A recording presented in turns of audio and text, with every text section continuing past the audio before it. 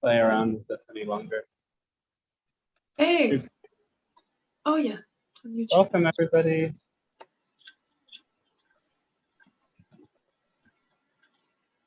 Okay, so we are live on YouTube, and I'm going to put in just the link in the YouTube window. You can't see me yet. It still says my name is Nate.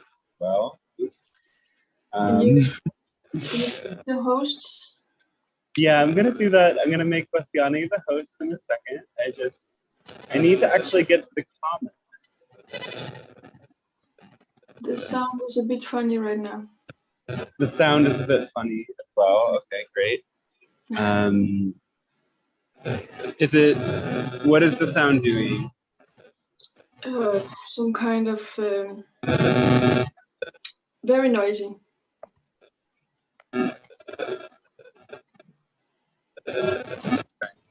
It's like some static from the microphone.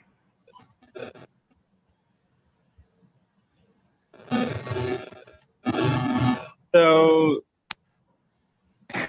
I was hearing everything played back of itself. Is my sound any better now? Try it again. When you speak, it's fine, but there's this, or maybe it's gone now. I think it's better now. Yeah. Yeah, it's just something with this phone and microphone combination. I have to plug in and out a couple of times, but luckily we've got it now. Okay, so thanks for your patience, as usual. We're going to get started now. Bastiani is the host. Great. The noise is still there. It's coming back. The noise is still there. Yeah, it's quite loud when it's coming. I think it's my hair rubbing up against the microphone. No, it's not this kind of noise. It's not better? No, it's not this kind of noise.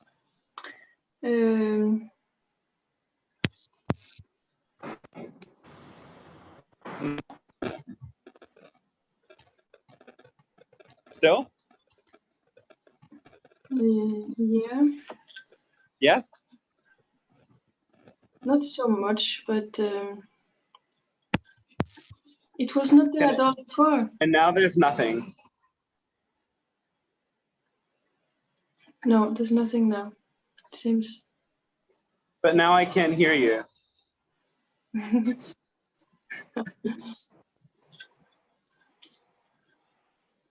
So, what do we do? Usually it'll stop doing the thing. How is it now? Let's see. Is it any better? It comes and goes. It comes and goes.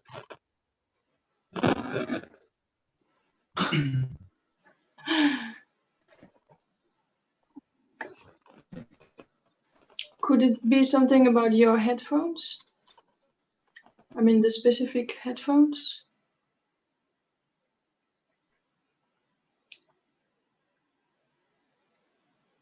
It's frozen. My friend here has, it could be, yeah.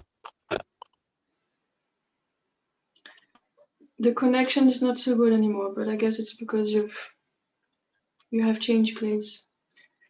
So let's see. Yeah, hold on a second. Oh.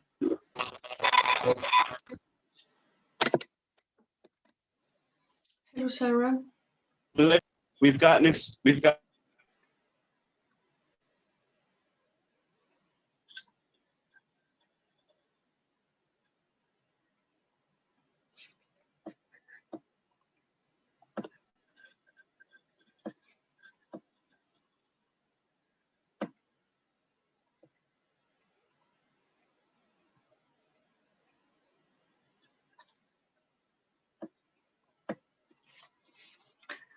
Is he gone?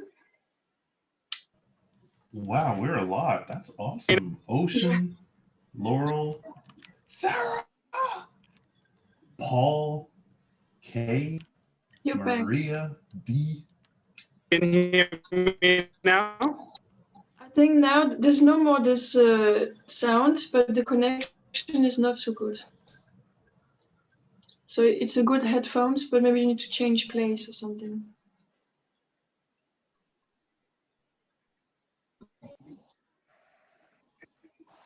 So,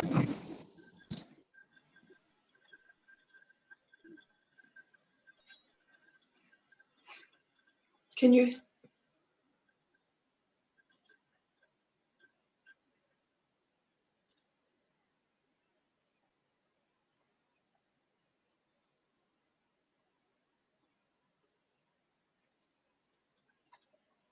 Yeah, we are many people today.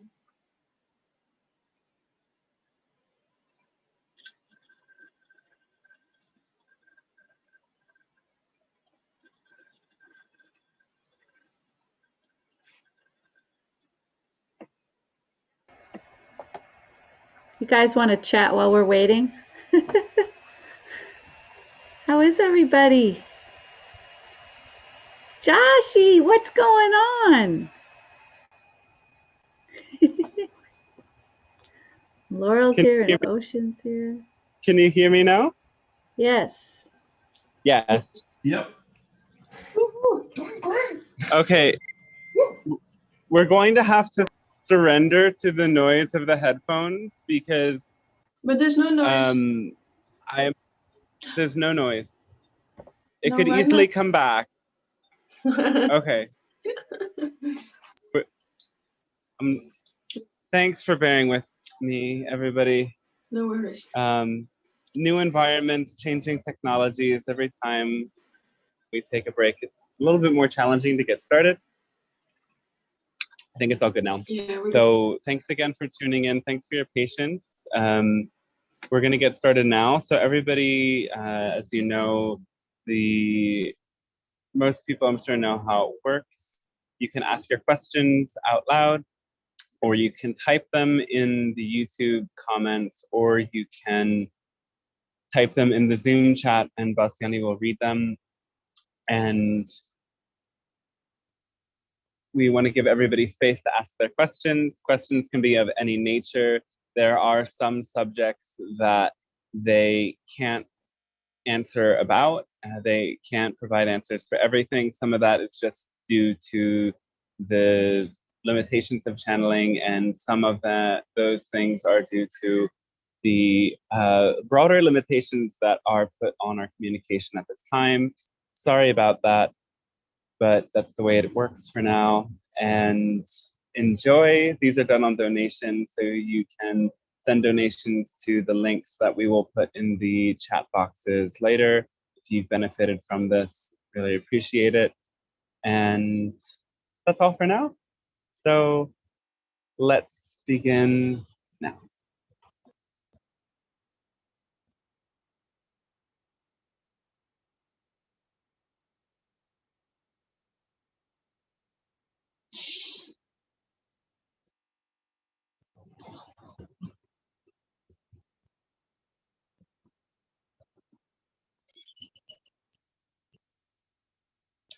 Hello, and we say good day to each and every one of you. And we, as the Pleiadian Council, thank you for tuning in to this transmission once again. It is our passion to establish contact with you, as it allows for our reality to expand through the reflections you offer us in a similar way that your reality and your experience may expand through the insights we reflect to you and the vibration that we share, allowing you to tune more into the higher frequencies of your human ascension, as you describe it, and your open contact with extraterrestrial beings who are, again, there and willing to support you when you choose to tune into us. We welcome you just after this point that you know as your equinox, the spring one in the northern hemisphere of your world, and the autumn equinox in the southern part of your world. we invite you to know that this energy is still with you as you drift gradually from that point of equal day, equal night. There is still an equalizing effect that you may experience in your lives. Integrating this energy, invite yourself to notice any areas in your life where you push yourself to extremes. For it is when you drift out of your own center that the energy we describe as passion, excitement, love can become something more impulsive. Anxiety or decisions based in that energy can sometimes feel very similar to this frequency you may experience as passion. And it is resting in your center that allows you to see more clearly the difference. This coming year is a brand new chapter in human history. And while you may still be experiencing some of the new restraints that came into place last year, now you can see more clearly through what this has done to your society, that there is indeed balance between those different individuals choosing what is right for them.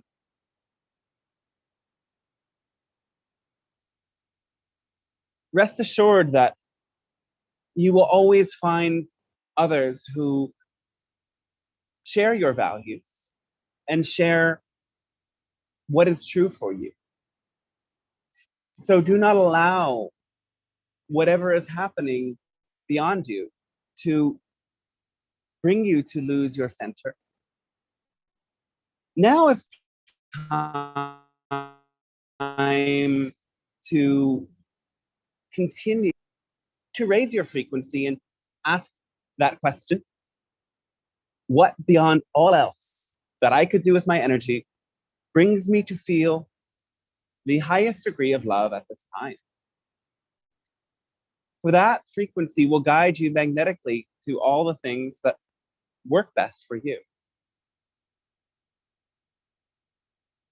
This year of your 2021 is just one turn around the corner as you head deeper into times of very potent change in your world.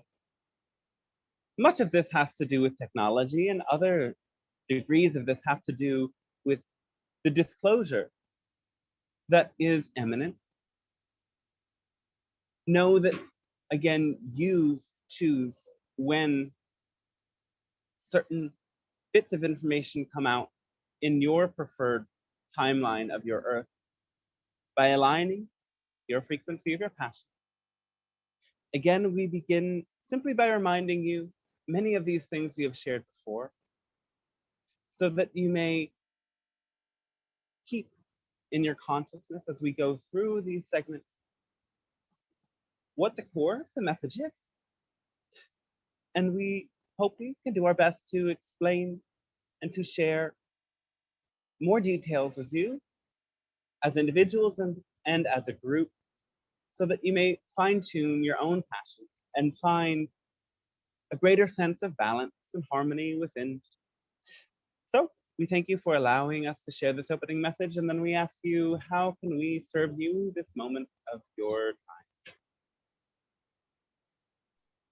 Hello. Hello, yes. Good morning. Good morning.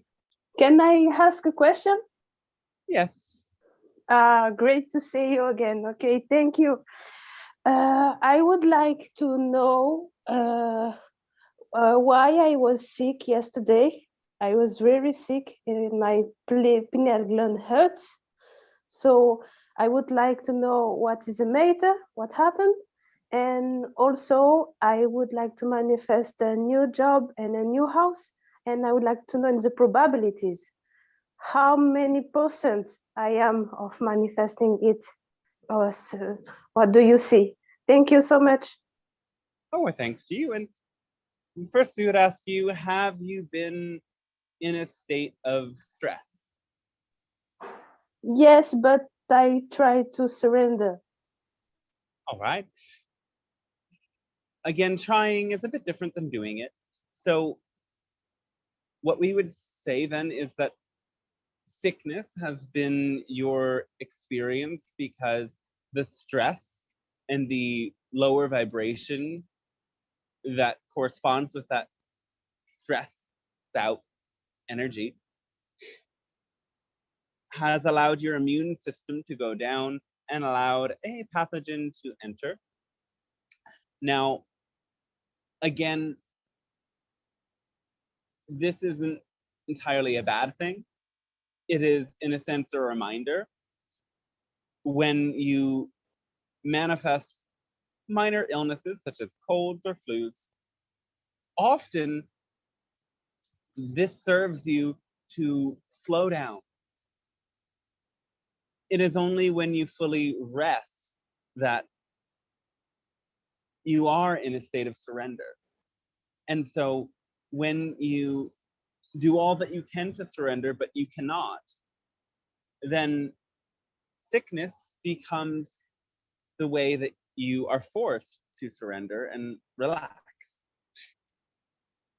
Again, do what you can to care for yourself and discover in this period of rest what negative beliefs might have caused a state of stress. And as you release those negative beliefs, in turn, you may find yourself with more energy, more enthusiasm, less insistence on a particular outcome as you again begin to follow your own path of passion. We choose not to answer the question at this time about the probability of manifesting a specific job and instead say that it is 100% certain that if you follow your passion without insisting on a particular outcome, you will manifest a job that does serve you. So we understand that your human mind can bring you to focus on the when and the how, though when you bring yourself back to the basics of being in your preferred state of being, then following all of the necessary steps and signs that the universe shows you will always bring exactly the opportunities that you seek. Okay, thank you. I thought I was sick because I did too much meditation. Okay, thank you for your help. Yes, our thanks to you as well.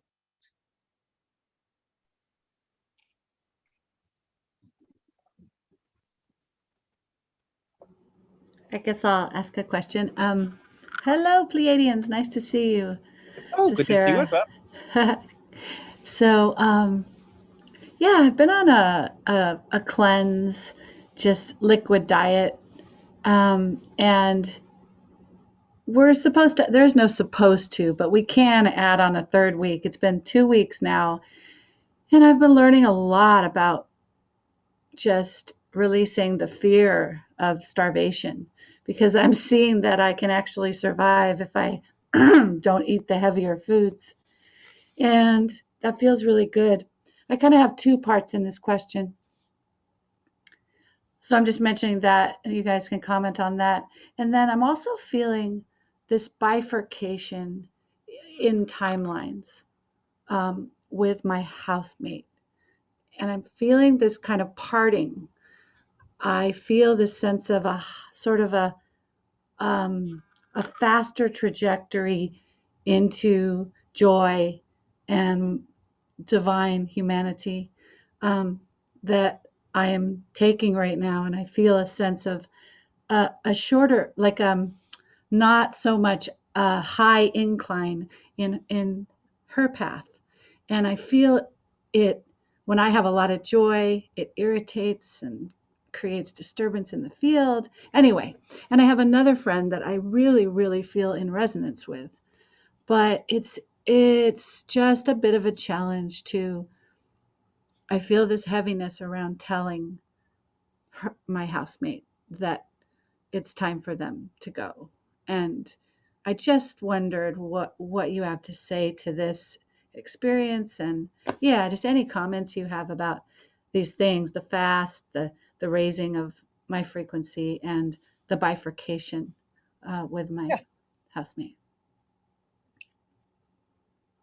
Well, first of all, we congratulate you on choosing a diet that raises your vibration and allows you to experience more lightness, and understand that you have already released many layers of the same fear that you are asking us about. So the deeper layers are, in a way, the same as the previous layers. It is like peeling back the layers of an onion. And knowing that as you get closer to the core, sometimes you may feel as if you come into a layer that is thicker than others. And that is all well and good. The truth really is your body is capable of so much.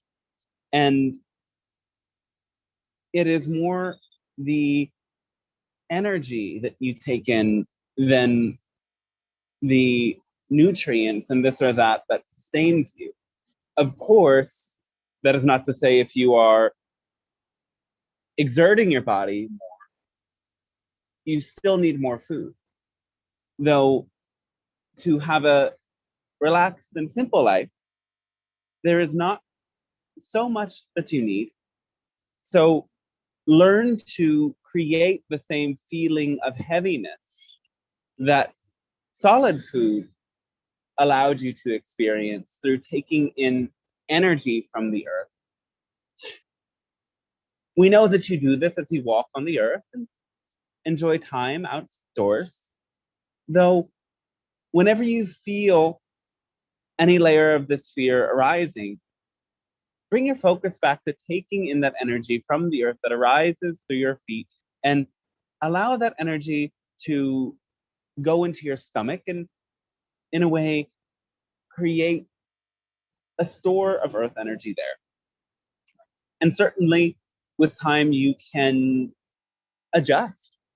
And the purpose of eating will still be, yes, to take in energy, though, because you will trust in the energy you are taking in from the earth and the world around you more, you won't have any fear motivating your consumption of food.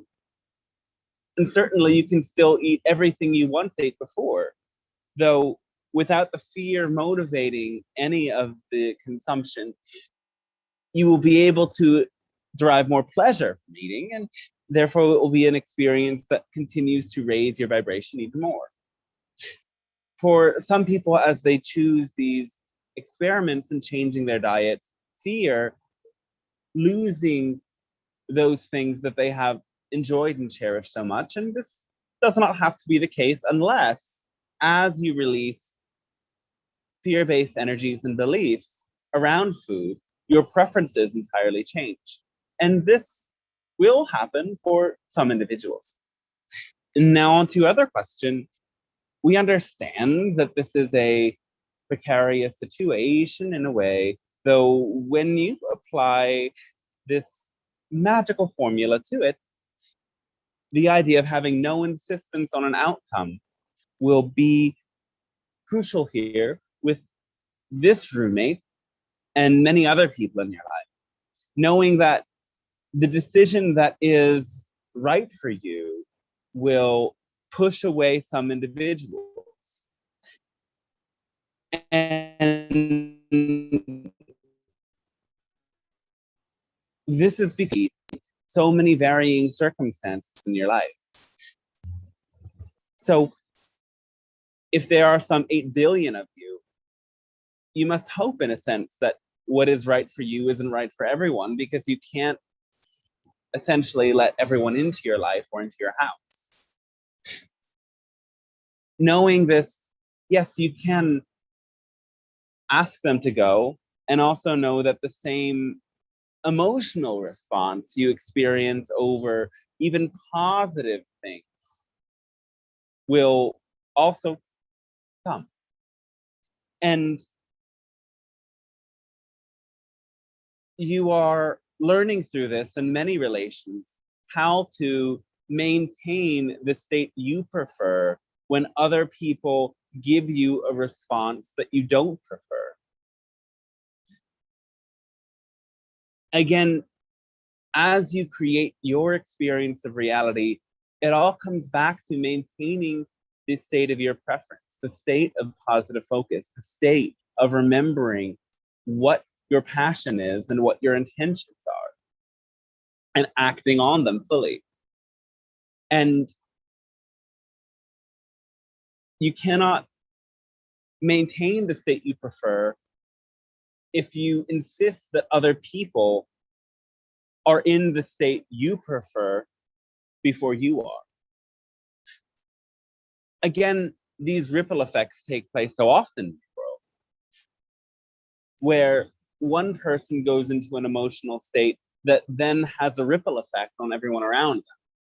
And in order to really change your world, you have to be stronger than that ripple effect.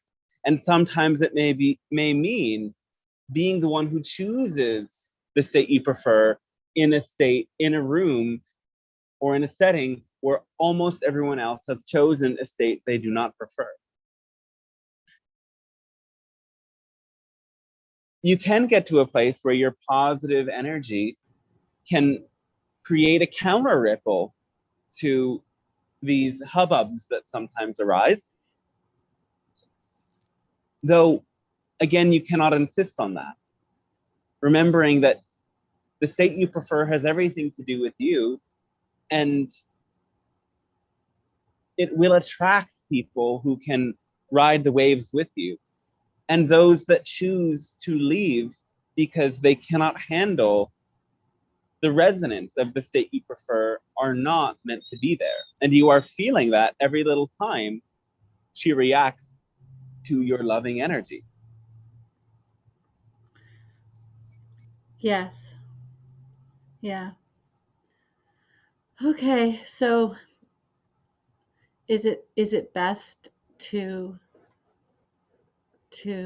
tell Yes. her to go? Yes. When you feel ready, when it feels exciting for you.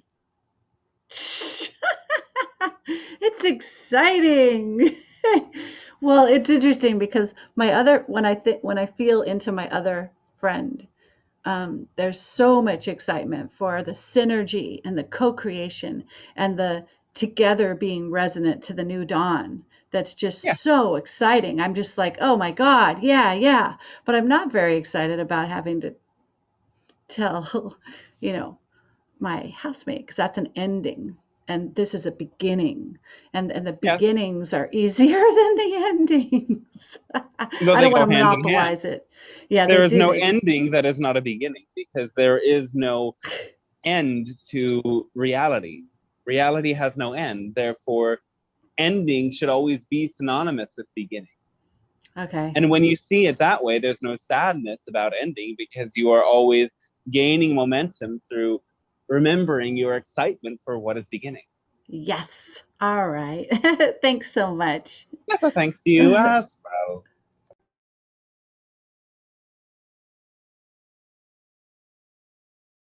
And we will take a moment to address a question that has been sent to the channel. There is no need to read this question aloud because we don't fully have permission to answer this question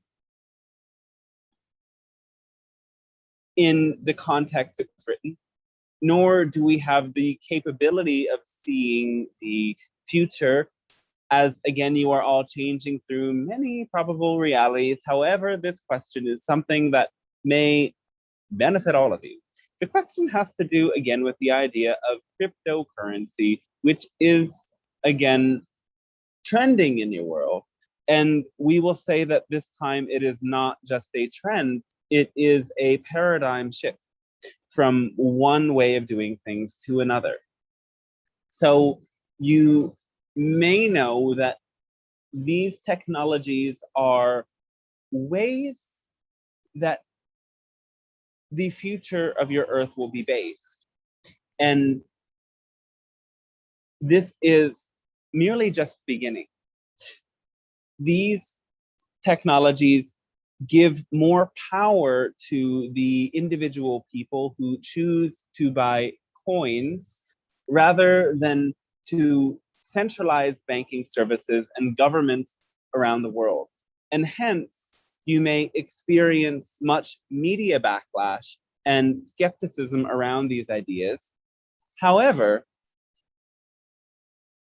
these technologies are here to stay and are in a way a stepping stone to a world that has a universal base income, and beyond that, potentially a world that does not use the idea of money, if that is what the future Earth chooses.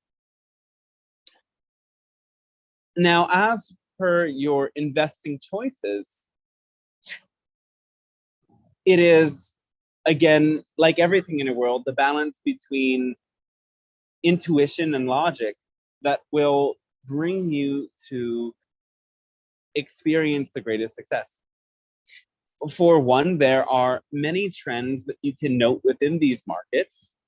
And so much of what we can tell you is basic information that anyone else can say. Buy low, sell high. And beyond that, pay close attention to the frequency that you feel in any given moment when you focus on a certain coin. Doing your research is part of it, though also listening within. And this is where the idea of having no insistence on an outcome is also crucial.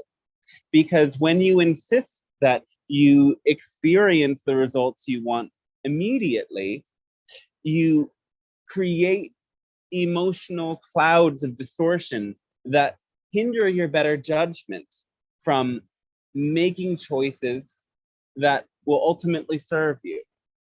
You also must have no insistence in the moments when investments you have made go into the negative, understanding that this is as well part of the cycle, and being able to remember your intentions and focus in a market that is inherently volatile will be helpful for making it through many of the shifts and tremors that may be arising. That said, follow this path if it is exciting for you. And if you feel some excitement, but perhaps resistance as well, investigate what negative beliefs may be causing that resistance.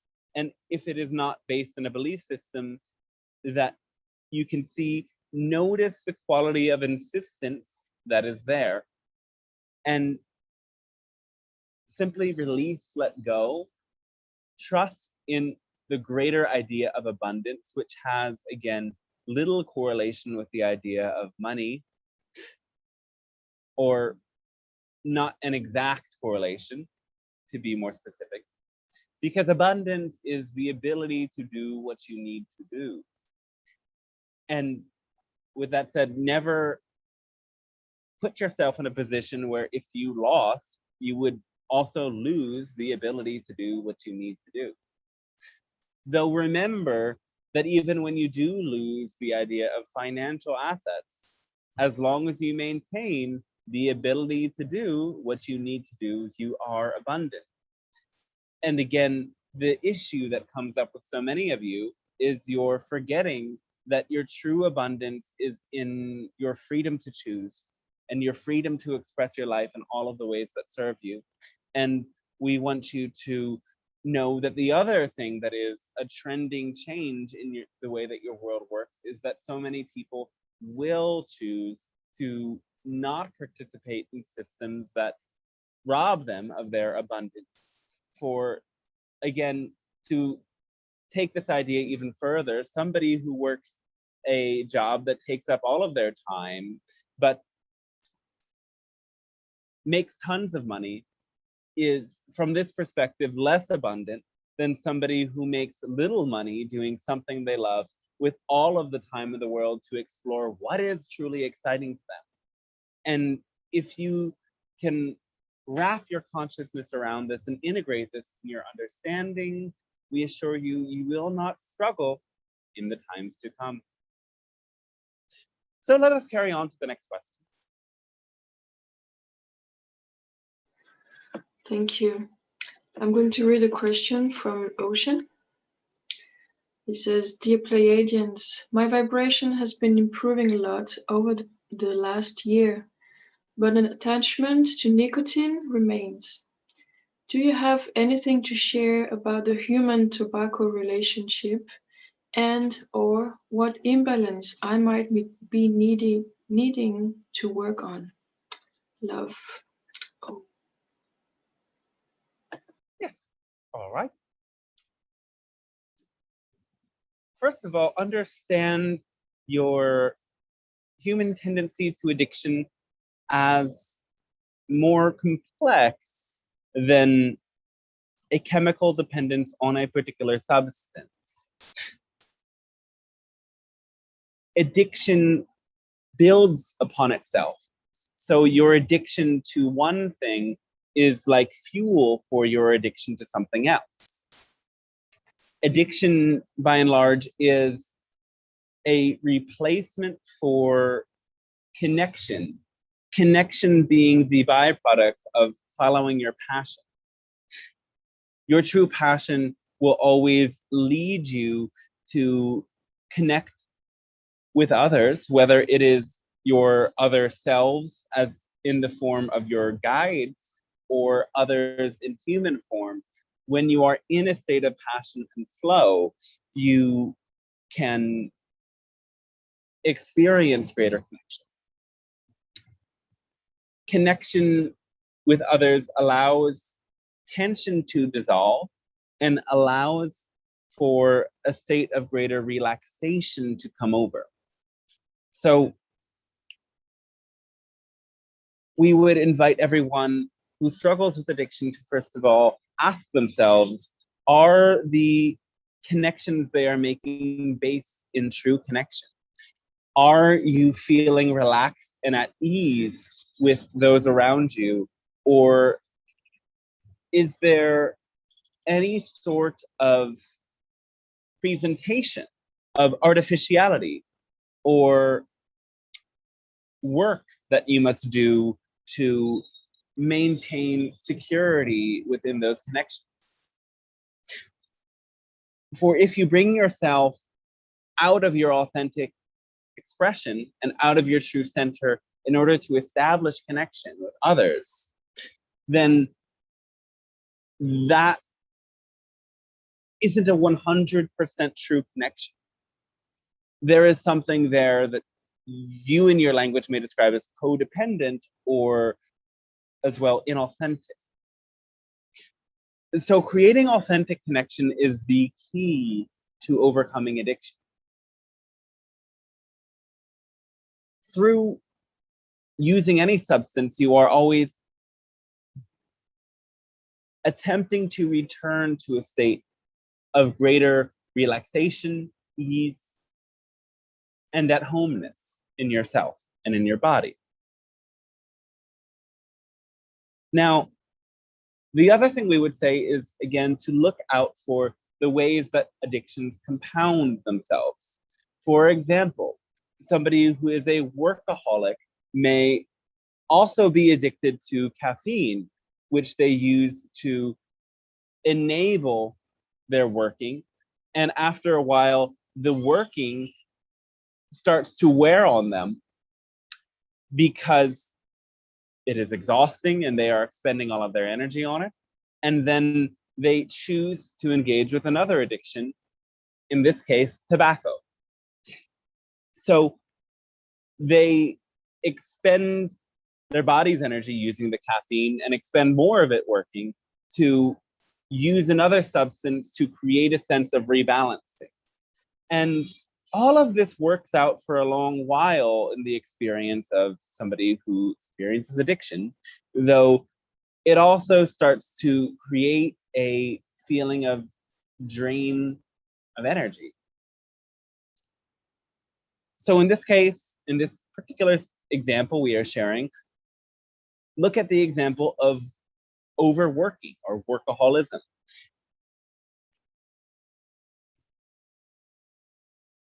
In some rare cases, somebody who looks like a workaholic on the outside is truly following their passion.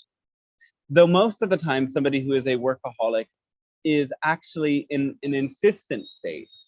They insist on a certain outcome, such as being a productive person or having the financial reward they seek.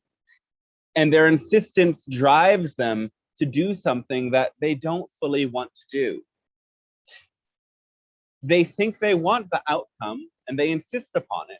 And so they create a fury inside as they push themselves to their extremes, and then they often have to compensate with other addictions. Now, that example may not apply to everyone, but it shows you how addictions compound upon each other. And it is therefore helpful to look at your addictions to other substances in life. Now, there is a deadly trinity, as we would describe, in terms of substances commonly used by humans, and they are caffeine, nicotine, and cannabis or marijuana. As each of these substances leads to the use of the next substance. Caffeine gets the engine going, but after a while, anxiety creeps in. So marijuana is used to calm back down. And sometimes within the same day, caffeine is used to perk back up after a feeling of lethargy takes over. And then nicotine is the cherry on the cake to take the little bit of edge off. Though in this way, the body becomes drained very rapidly. Now, nothing changes overnight. So the key here is to love and embrace the self that is experiencing addiction, first and foremost. Know that there is a payoff for addiction, otherwise no one would be addicted to anything. So don't allow guilt, shame, or fear to stop you from enjoying what you are currently enjoying and also questioning. Because fear, guilt, and shame are other addictions that are even more enabling to keep the addiction at bay. You can use an addiction to shame to fight off other addictions, but because negative emotions are addictions in their own rights, it will only allow you to start back at square one again and again and again. You have to break the cycle with a loving energy.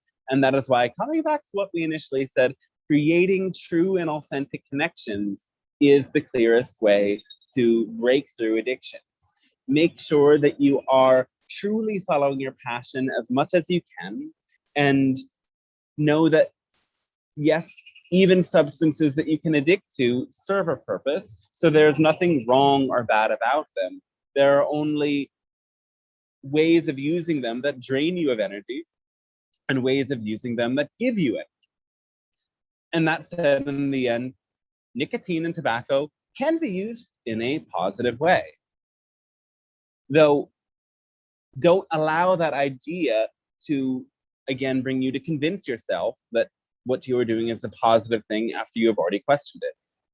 A positive way of using it would be to make sure your body is already clear, you are already following your passion, you are rested, you are well connected in all avenues, and using it in a way that you would describe in your reality as ceremonial.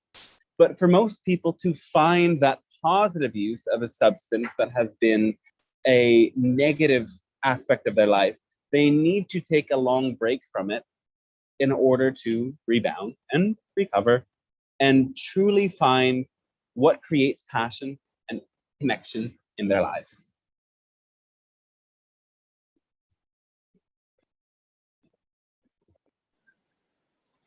Thank you. Paul, it's your turn. Hello. I have a personal question, if I may. Yes. What can you tell me about my star family? And in my youth, I think I did have contact with ETs, although I don't remember a thing of that. Is that really so? What can you tell me about that? Thank you. Yes. Thank you for reaching out to us. Indeed, in your youth, you were part of a hybridization program involving the beings you may know as the Yael. You contributed some amount of your genetics to the creation of hybrid races. And much of this experience was wiped from your memory as it was not something you could integrate at the time. You as well have a soul level and therefore genetic level connection to us as the Pleiadian beings, and you may have a clear memory of this whenever you may have seen lights in the sky. Those were members of our world reaching out to you, and you can, through deepening your awareness of extraterrestrial life and the ways that we reach out to you, strengthen these connections if you would like. Okay, thank you very much. I will try. Oh, our thanks to you as well. Anything else? Not for the moment, that's all. Thank you. All right, our thanks to you.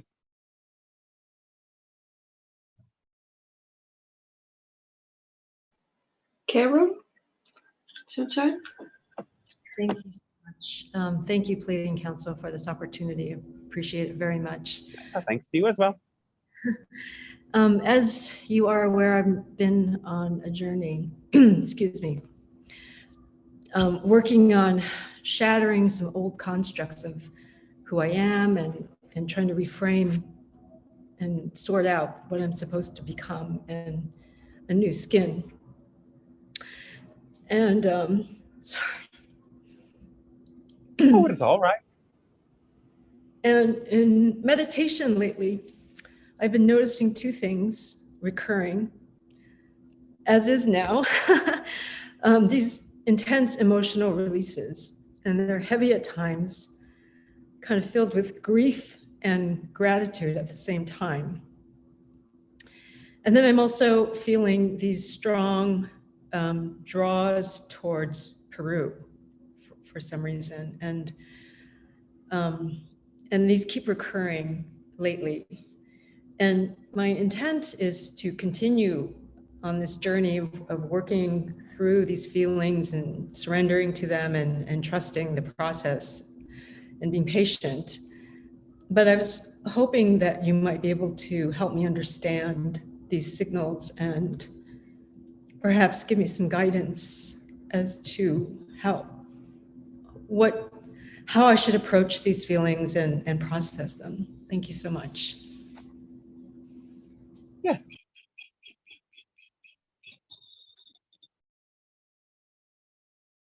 It is, in a sense, a good sign when you are able to simultaneously experience both gratitude and grief. It is a sign that you are breaking.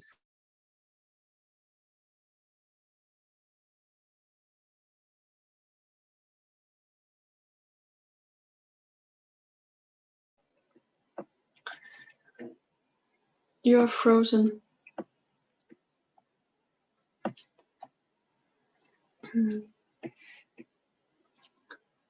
Still frozen.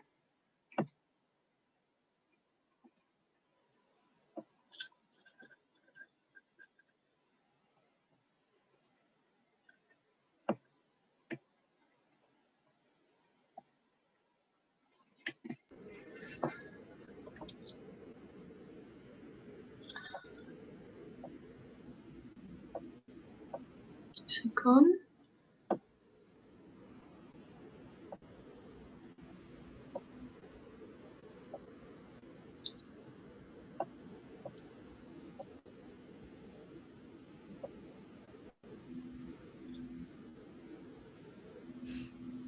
Yeah, I guess he's coming back soon. He's frozen for you too. I think he's gone. Okay. No? Yeah. So I'm sure he'll come back very soon.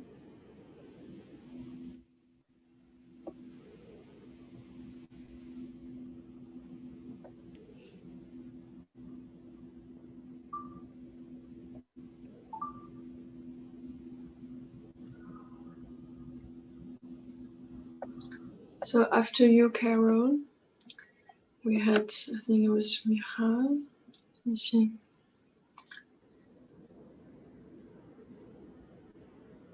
Yeah, Michal and Dark Bestower. And then Laurel and Dee.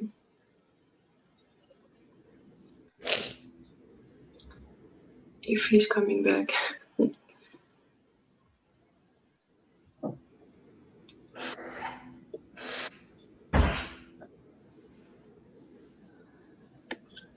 I'll try to contact him through Messenger. I know that when Yeah. you're in this state, it's kind of tricky to perceive this. So yeah, could be a connection issue on his end. So he'll be back. No worries. Great. Thank you, Josh.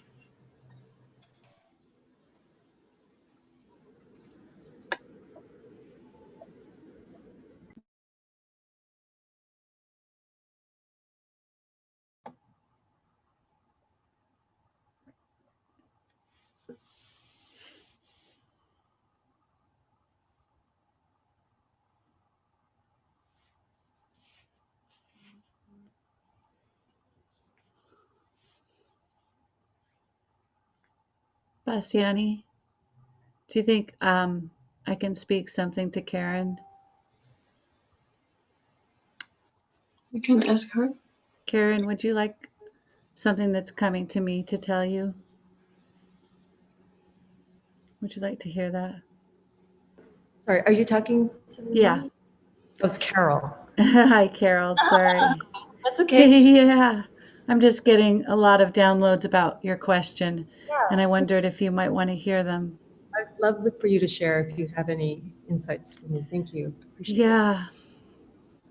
So as you let go of certain patterns, you have your neurocircuitry has placed itself in these patterns, and your life energy has invested itself into these patterns, right? And so as you're releasing patterns, it really is like a death of part of your identity. Mhm. And so there's this death and rebirth. There's this feeling of incredible, part of you is pointed toward the dawn, and you're celebrating the new day sun. You're celebrating experiences of rapture and ecstasy and the possibilities that you've never seen before. And so there's the birth, there's the joy, there's the tears of gratitude. And then there's the very real death that's occurring as you're releasing and letting go of these patterns. The part of you that was invested in those patterns is being withdrawn. And so there's this very almost bipolar death and rebirth that's happening. And I feel like both of those, as I look at your life, I see both of those and just moving so beautifully. And the letting go is making space for the greater coming, the greater receptivity to these new energies. And so it's just very natural, so natural to be experiencing both of these. And as more and more of this grace and this love pours into you, the grief will just move much quicker, and the love will become all there is, really. It'll lessen and lessen, and then the love will get greater and greater. And here's Hello. Dante. So that's what I wanted to say. Hi, you're back. Oh, everyone's still here. Sorry, I no idea. Sometimes the internet just totally craps out here. And I walked along the beach until I got signal. No worries. Dante, could you please make me host again? Yeah. Thank you. I have to go soon, everyone. It's so nice to see everybody. So nice to see you, Dante. Nice to see you as well, Hey, Sarah. Sarah. Hey, Josh, let's Bye. Zoom. It'll happen. Make host. We're still streaming, are we not? Yeah. Yes. A cute little interruption. Sorry, everybody. Okay.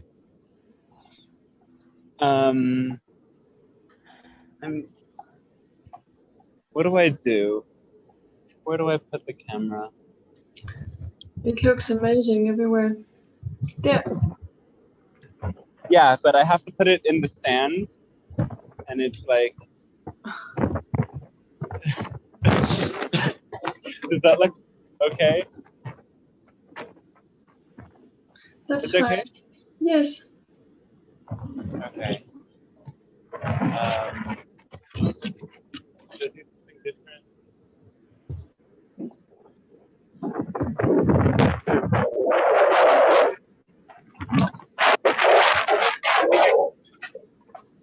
I'm gonna get creative. Here's a. The sound is back, it seems. What's back? The noise? The noise? Okay. Yeah.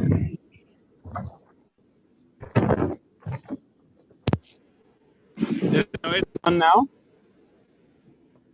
No. No? No, I think it's good. It's good? Yes. That looks a little bit better. Better angle, a little bit. I just took a Coke bottle filled with cigarette butts and a piece of wood, and I used that to prop up the phone. Okay. Genius. Yeah.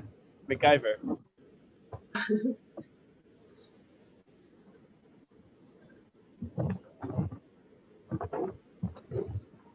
All right, we are back. And allow us to again answer to the last participant, Carol. So, as we have shared, you may not have heard, it is actually a good sign that you are able to experience both grief and gratitude. This is a sign in and of itself that the numbness that can arise in so many of you is dissolving. And as this numbness that masks many feelings dissolves, it allows to surface both your genuine passion and joy, and as well the repressed fears and negative beliefs that must integrate through you at this time. And so allow yourself to feel everything that you are feeling. Give the feelings of grief the space they need, and as well the experiences of gratitude the space that they need. Focusing just a bit more on the experiences of gratitude, knowing that when you feel the energy of appreciation, even the energy of appreciation for your challenges, you are able to dissolve this numbness even more quickly. And of course, this passion that you are feeling, this guidance, becomes even more clear when you are in this process of dissolving anything that is numbing or restricting.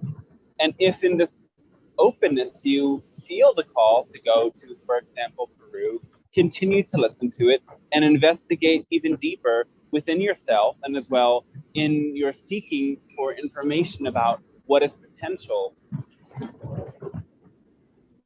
What is really the core intention here? Because perhaps this feeling to go to Peru is seeking to return to an energy that you experienced before in your previous trip there. And perhaps you're seeking to go to Peru is something very different. Only he will know after investigation. They'll also investigate, is it truly potential to tap into the same frequencies and energies there at this time? Or perhaps after investigation, you know that there are other potential places where you can experience the same energy that you are seeking in different ways.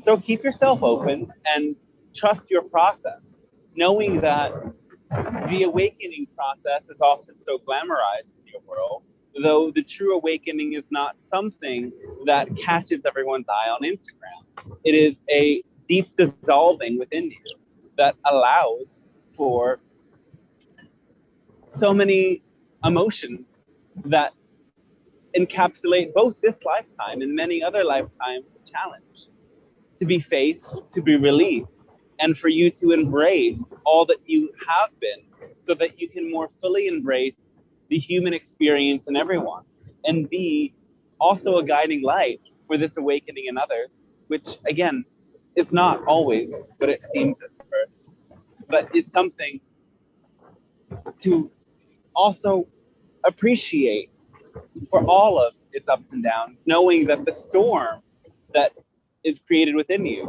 is something that serves you even and especially within its challenges.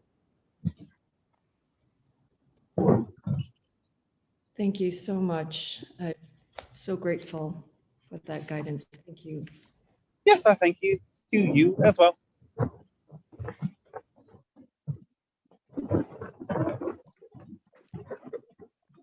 Hello, Pleiadian Council. It's my turn, Mihal. Hello, yes, welcome.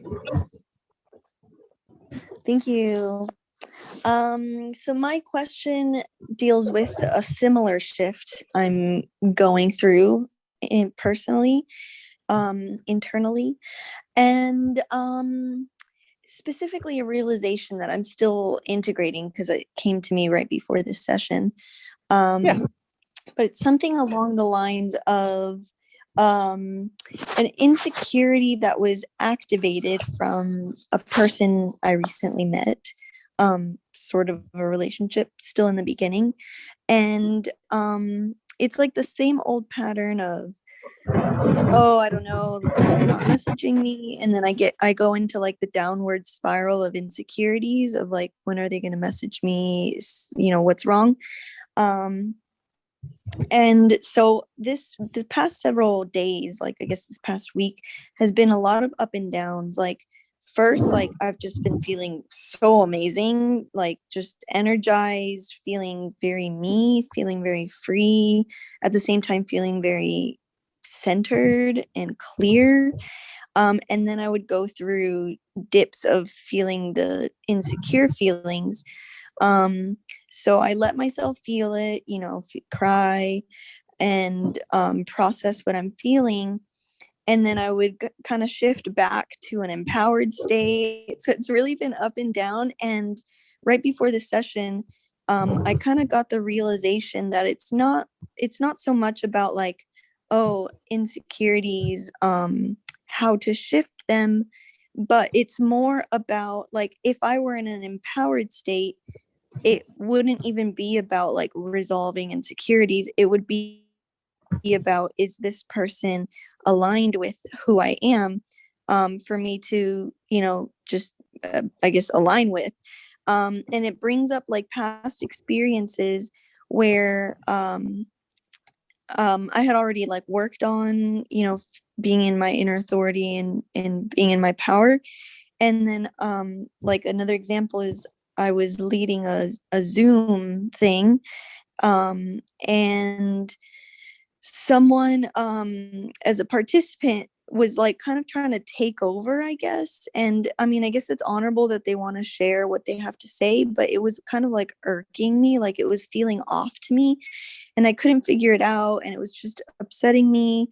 And someone shared the insight, one of my coaches, that she was just perceiving me as like needing to be helped, and she was seeing me as like a victim, right, that I needed to be helped and whatever. And it was really just me feeling that perception from her, but I'm not a victim. And so then I realized, oh, it's not even about like, oh, how do I work on these inner conflicts and these feelings? It's more of just, oh, that person's just not right for me to spend time with or to align with.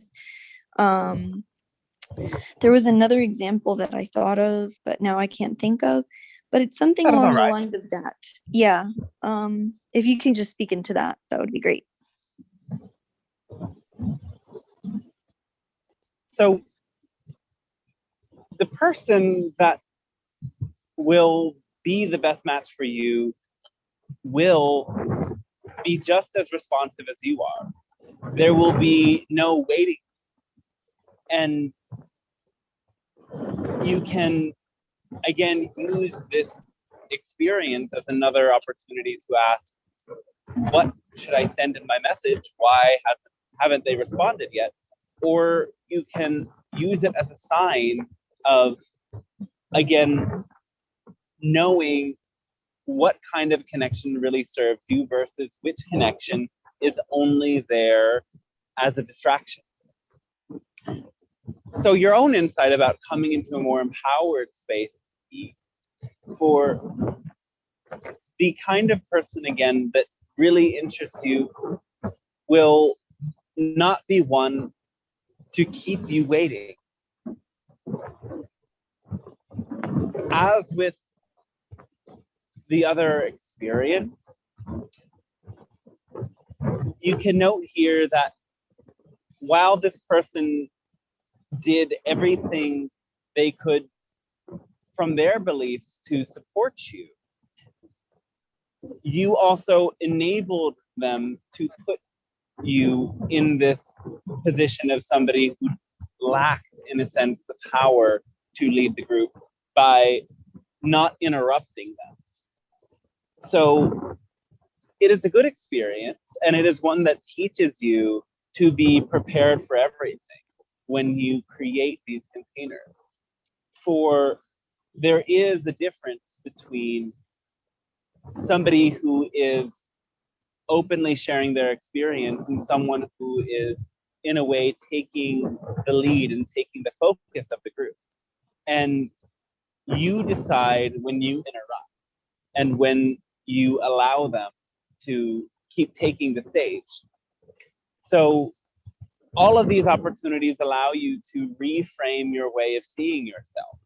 And as you are already doing, asking yourself the question, how would a more empowered version of myself respond to this interaction?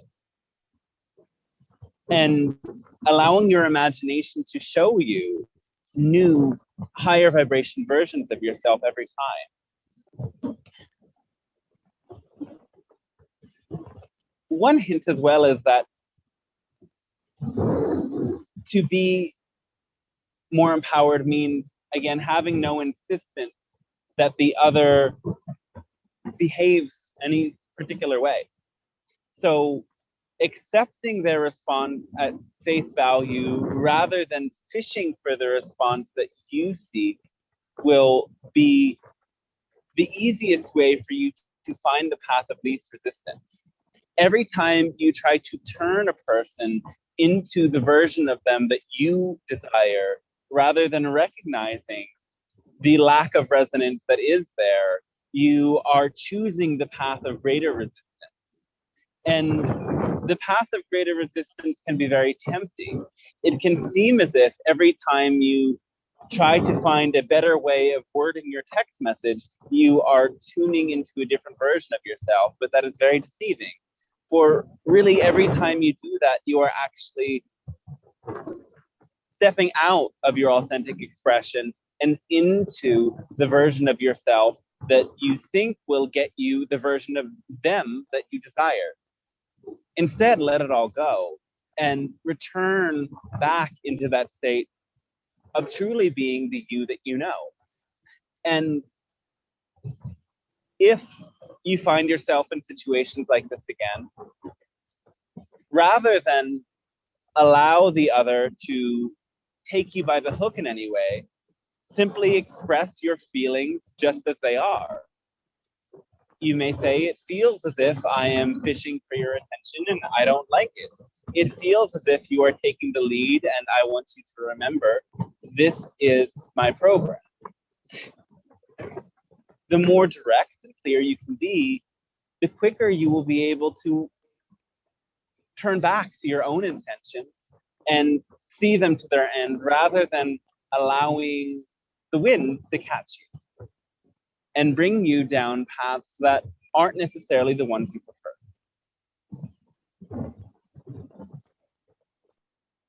That was super insightful and so empowering. Thank you.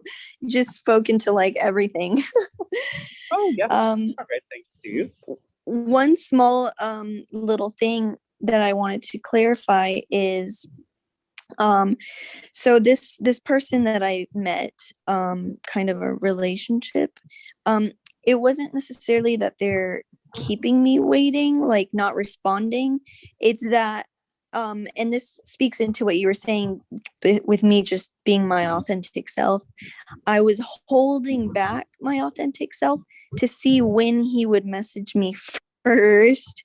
But I guess the solution is to just message whenever I want to message. And if they're gonna keep me waiting, then they're not right for me. Like, just be who I am, and then just see if they're the match for that. Really, not trying to like hold back or like you said, trying to shape them into what I would want them to be.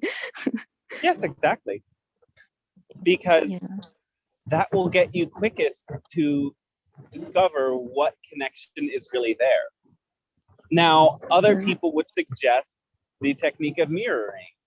And when you find yourself in very sticky situations, such as what you call conflicts, mirroring is a very good strategy because it makes the other person comfortable at a subconscious level.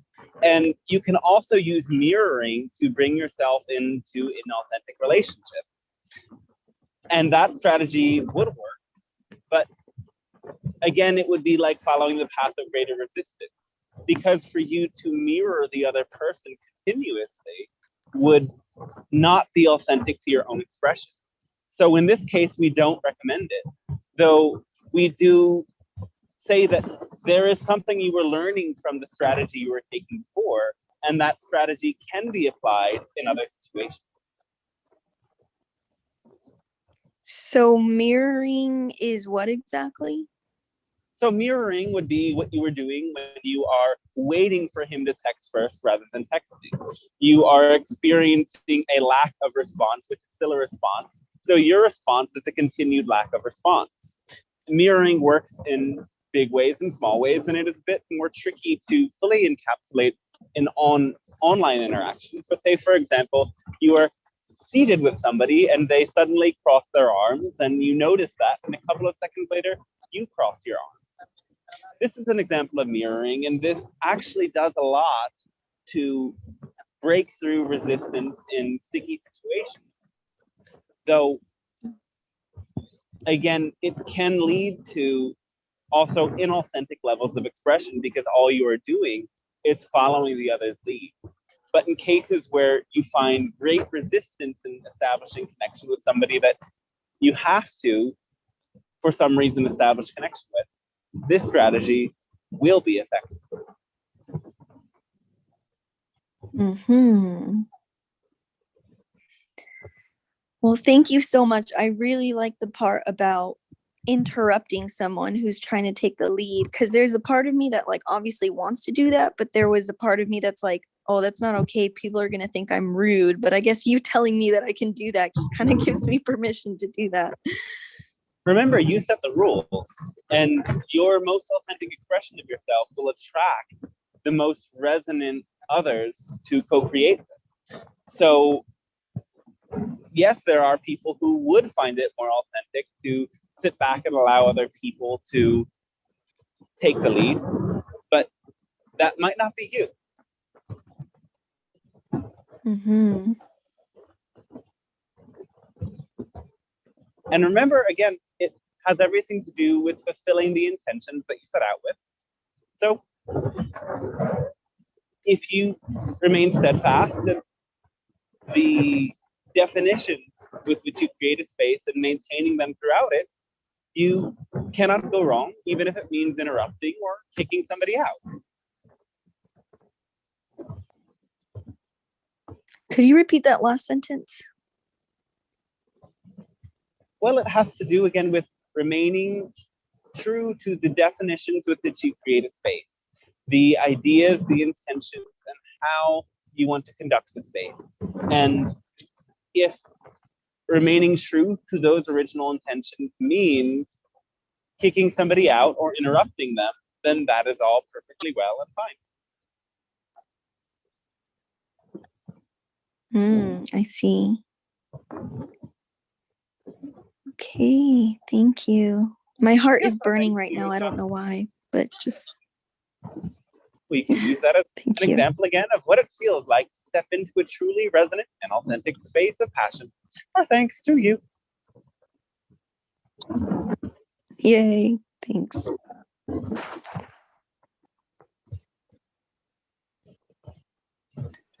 So, Dark Bestower, are you there?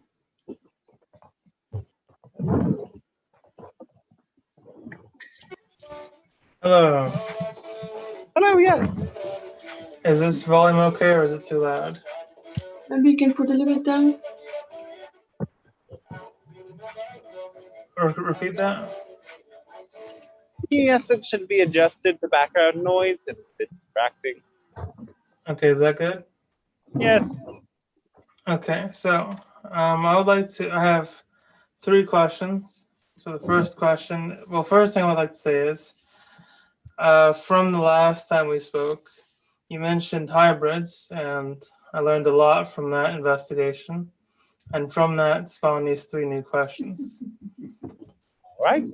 And so the first question has to do with what you've been saying throughout this entire live stream, which is to not focus on a particular outcome in order to have the best outcome for yourself ultimately.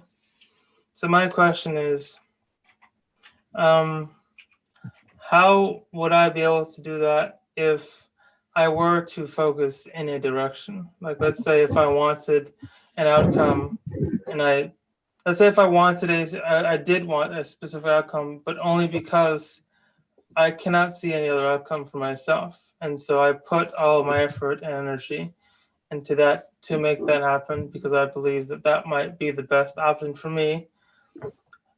How would me applying, not focusing on a particular outcome would still achieve that effect? So when we talk about outcome, we invite you to understand that when you seek a particular outcome, you are seeking what that represents to you. Somebody may be seeking the outcome of this or that financial output because it makes them feel secure. Yet what they are ultimately seeking is that feeling of security and achievement. So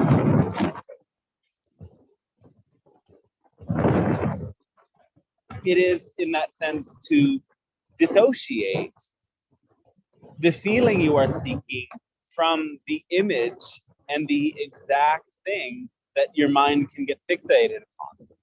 Why? Well, because there are so often situations in which what the universe has in store for you is much bigger and much vaster than what you imagine for yourself.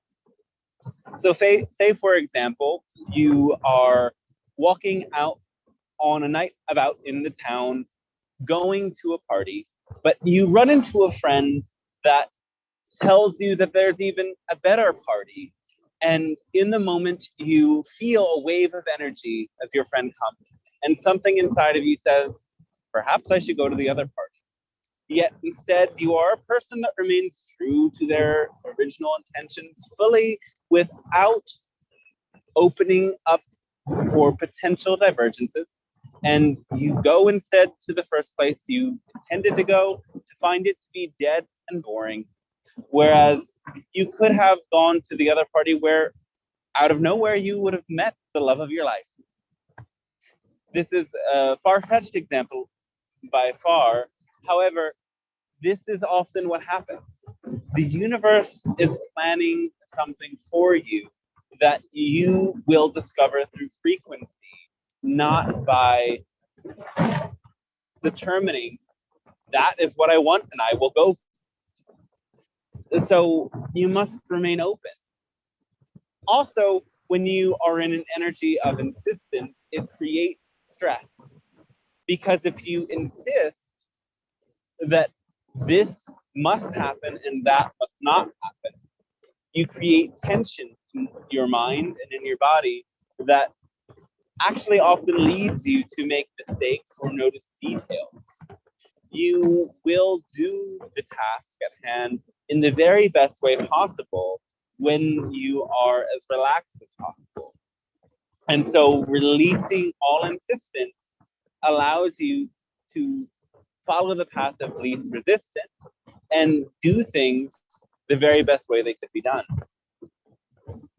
Open to forks in the road that serve your core intentions much better than your original objective. Okay, I get it now. So, I get it, yeah. Yes. Thank you for clarifying that. Yes. Okay, so the second question ties in with the first question in relation to time. Based on my research through the hybrids, I've learned that, and you said this yourself, so that was just a confirmation, that every single second is millions and millions of parallel universes. Every time I move my hand from left to right, I'm jumping universes. Yes. In a very unnoticeable way to me. Yes. Now, as far as like travel doesn't exist because we're literally just jumping from one place to another. So, specific hybrids have spaceships that they're able to choose which place they want to be in and which time they want to be in, because now time can also just be another place. And so yes, my question is, how do you do this without using a spaceship? That would be very complex. But there are ways that you can do it with your astral body. And your astral body is navigated with your imagination. So say that you want to travel to ancient Egypt. Then you can bring yourself into a state with as little distracting external stimulus as possible and attune yourself fully to the realm of your imagination and imagine going there. It is best, again, if you deprive sensory stimulus, and it will work better the more you work to entrain these altered states of consciousness. But you can and will get there, and often you may notice you do this in your dream. Astral traveling is nothing more than wakeful dreaming. So to develop this ability is the closest thing that you can get to what our ships offer us. There are very advanced beings that can, without technology, hop into dimensions on their own. And yes, there are even beings on your world known as avatars who have been known to do that.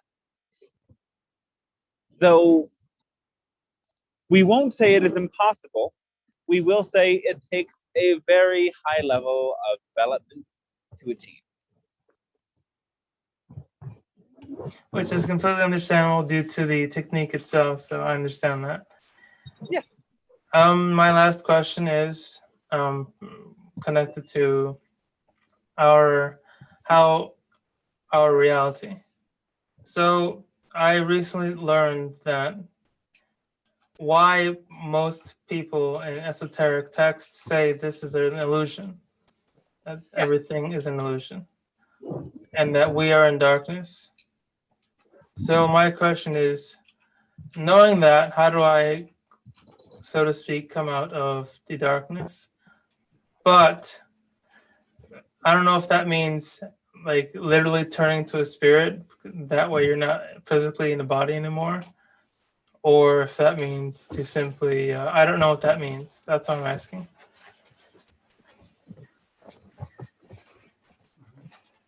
Well, turning into a spirit, as you say, is certainly a way to be at one with Source, certainly.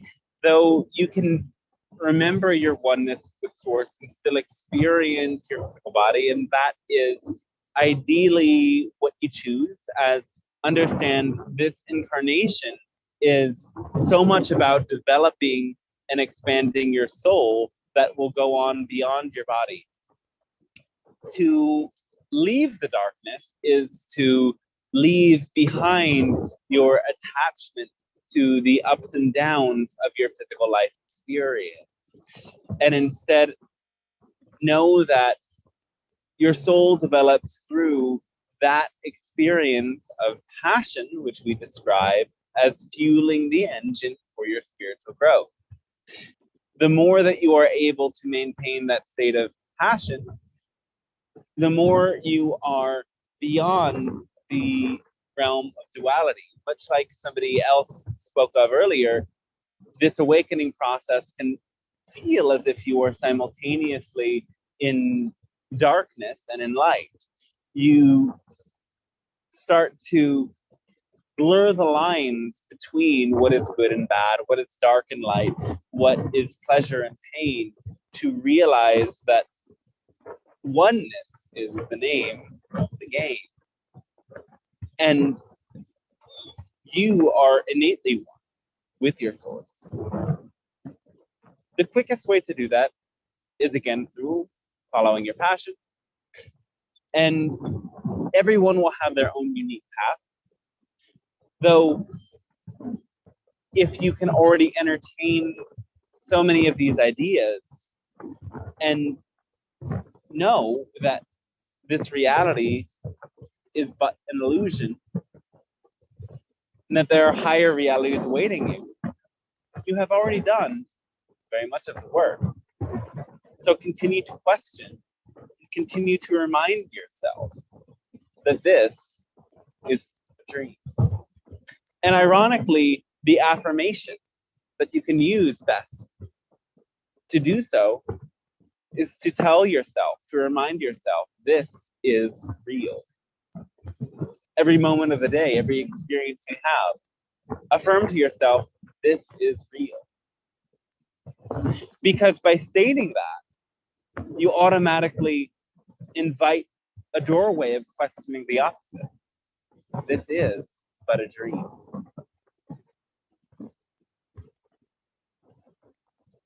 Wow, that was very good. I like that. I'm going to ponder on that. Oh, yes, thanks to you as well. Ponder.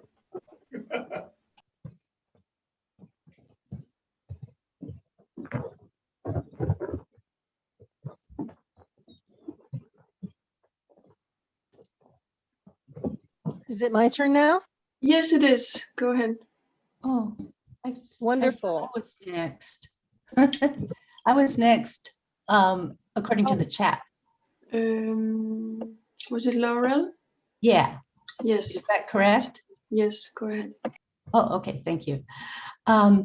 Yes, I'm wanting to ask a question about soul choices. I'm gonna go off video right now. And this is disturbing me lately about soul choices.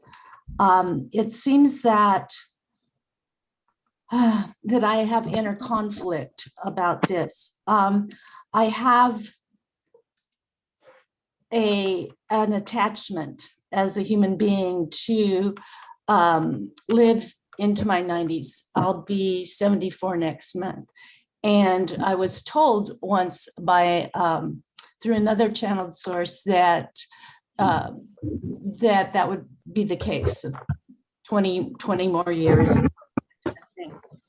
And as you see, I'm kind of labored in my talk because I'm experiencing a lot of anxiety, a number of health problems, and I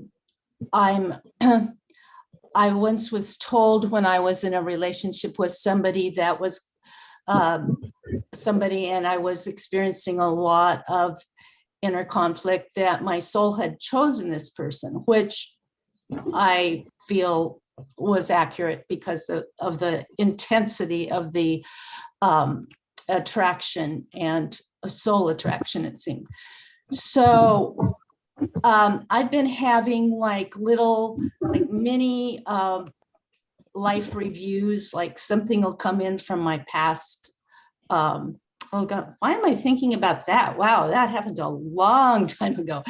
So I'm having periodic mini life reviews, and I'm struggling with this idea of surrender. Of course, I know on an intellectual level that's the only place to be is in surrender in the present moment, but it's not working out so well, and I feel like part and parcel of this well, maybe I'll let you answer that piece first. There's another piece that kind of is interrelated.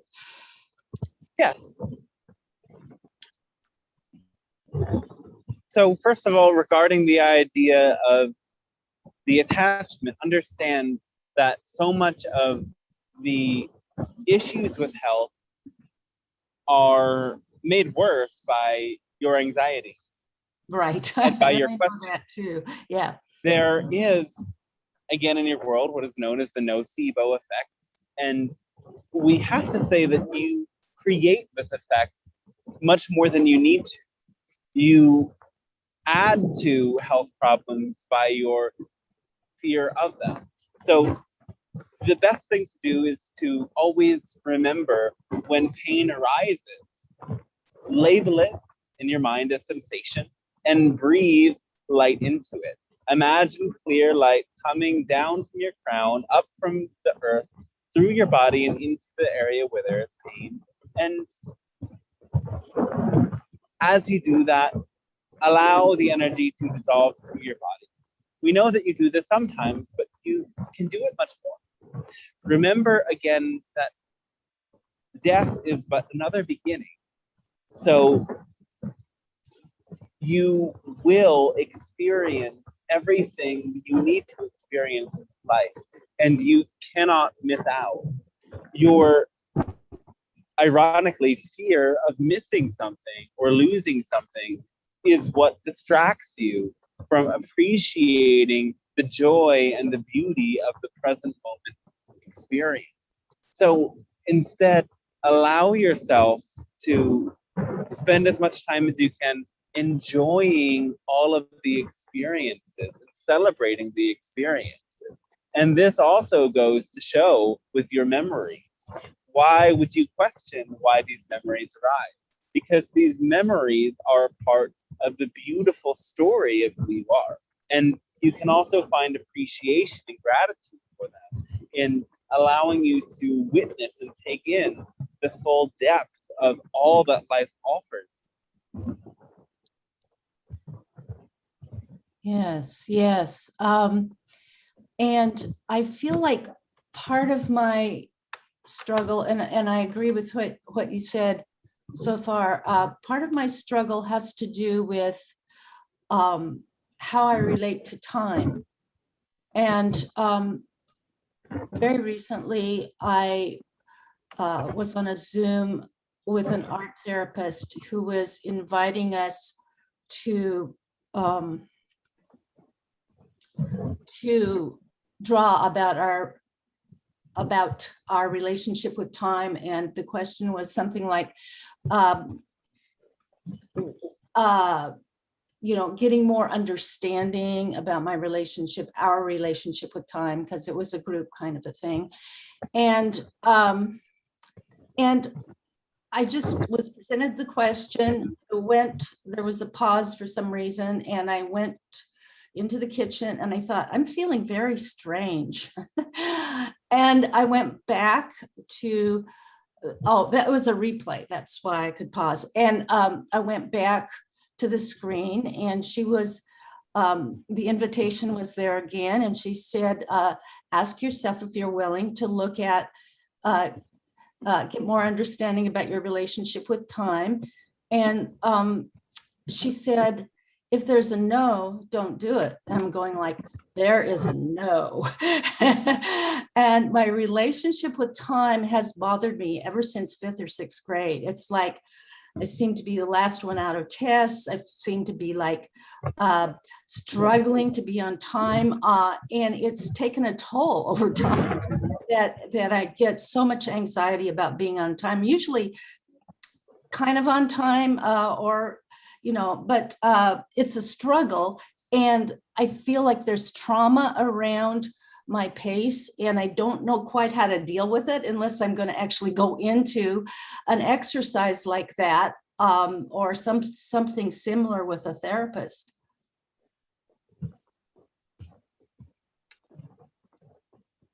Understand what we say, that time is but an illusion.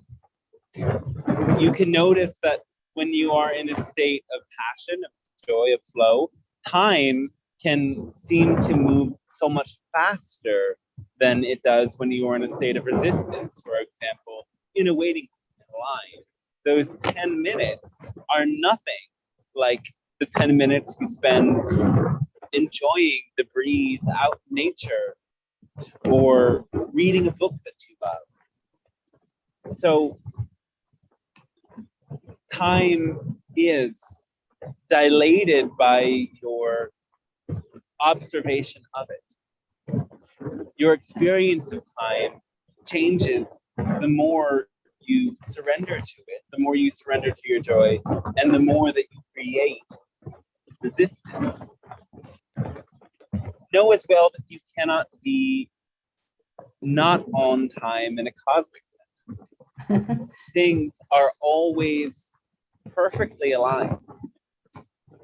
And when you follow your passion, you will find that synchronicity guides you to be at the right place at the right time. If you ever question, am I too late for this thing?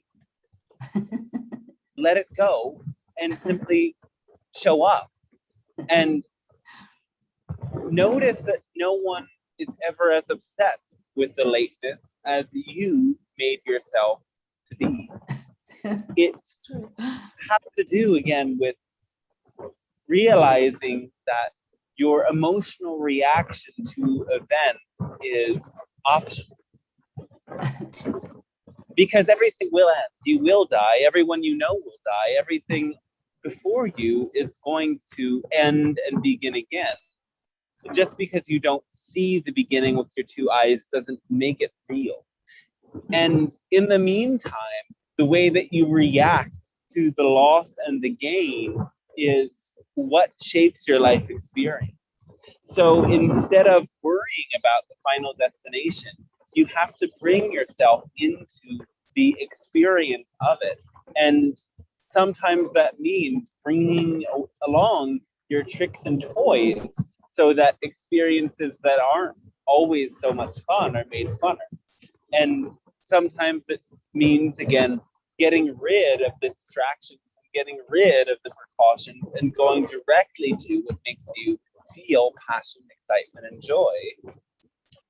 Because, again, the ups and downs that you experience emotionally are only your insistence or resistance to the situation themselves, upheld by your own beliefs about this reality. You may want to examine what beliefs may uphold this reaction to the passing of time. What do you believe you might miss out on? Because if you truly believe you will miss nothing, which is a higher truth. You would be emotionally unfazed by so many of the comings and goings that you turn into a soap opera, quite frankly. Into a what? A soap opera. Oh. And there's so many resistances to the mundane, and but like right now I've got dishes all over the counter, and I like, I like organization, and then there's piles of laundry that I feel like, because of my need for order, that I've got to get to it. And it's so it's part and parcel of my contradictory nature. My pattern that's not healthy. Yes. So here you have two varying needs: the need for freedom, the need for order. And you often forget one or the other. So the solution is to bring them together.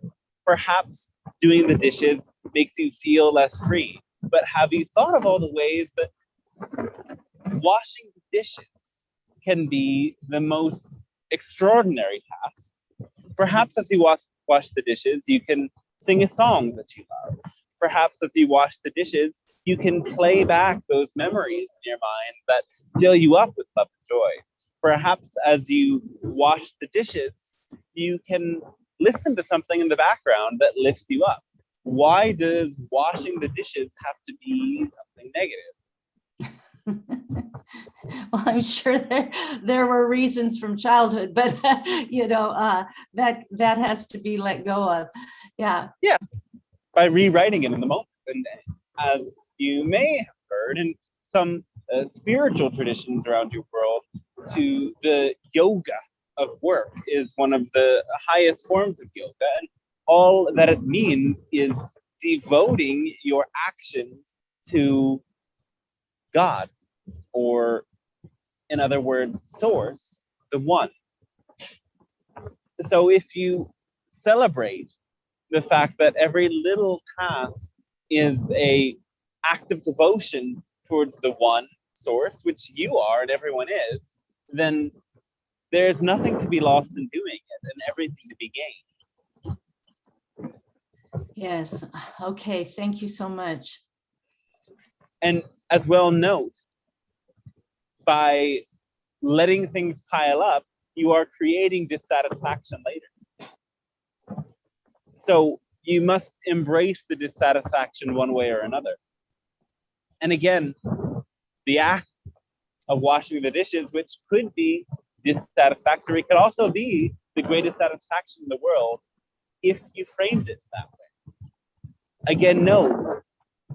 So many of the emotional ups and downs, also the things that wear on your health, have everything to do with the way that you frame the situation. So you have to invite yourself to frame the situation in a new way. Frame it in a way that you are serving your own higher self and the one divine being. Because that is essentially what you are doing, whether you realize it or not, by the fact of your existence. And bringing your awareness to that reality will always leave you in a state of awe and wonder. And that is your most receptive, non-resistant state. Non-what? Resistant? Non-resistant. Yes. Yes. Okay. So appreciated. Thank you. Yes, thanks to you as well. Hello, Pleiadian Council. Hello.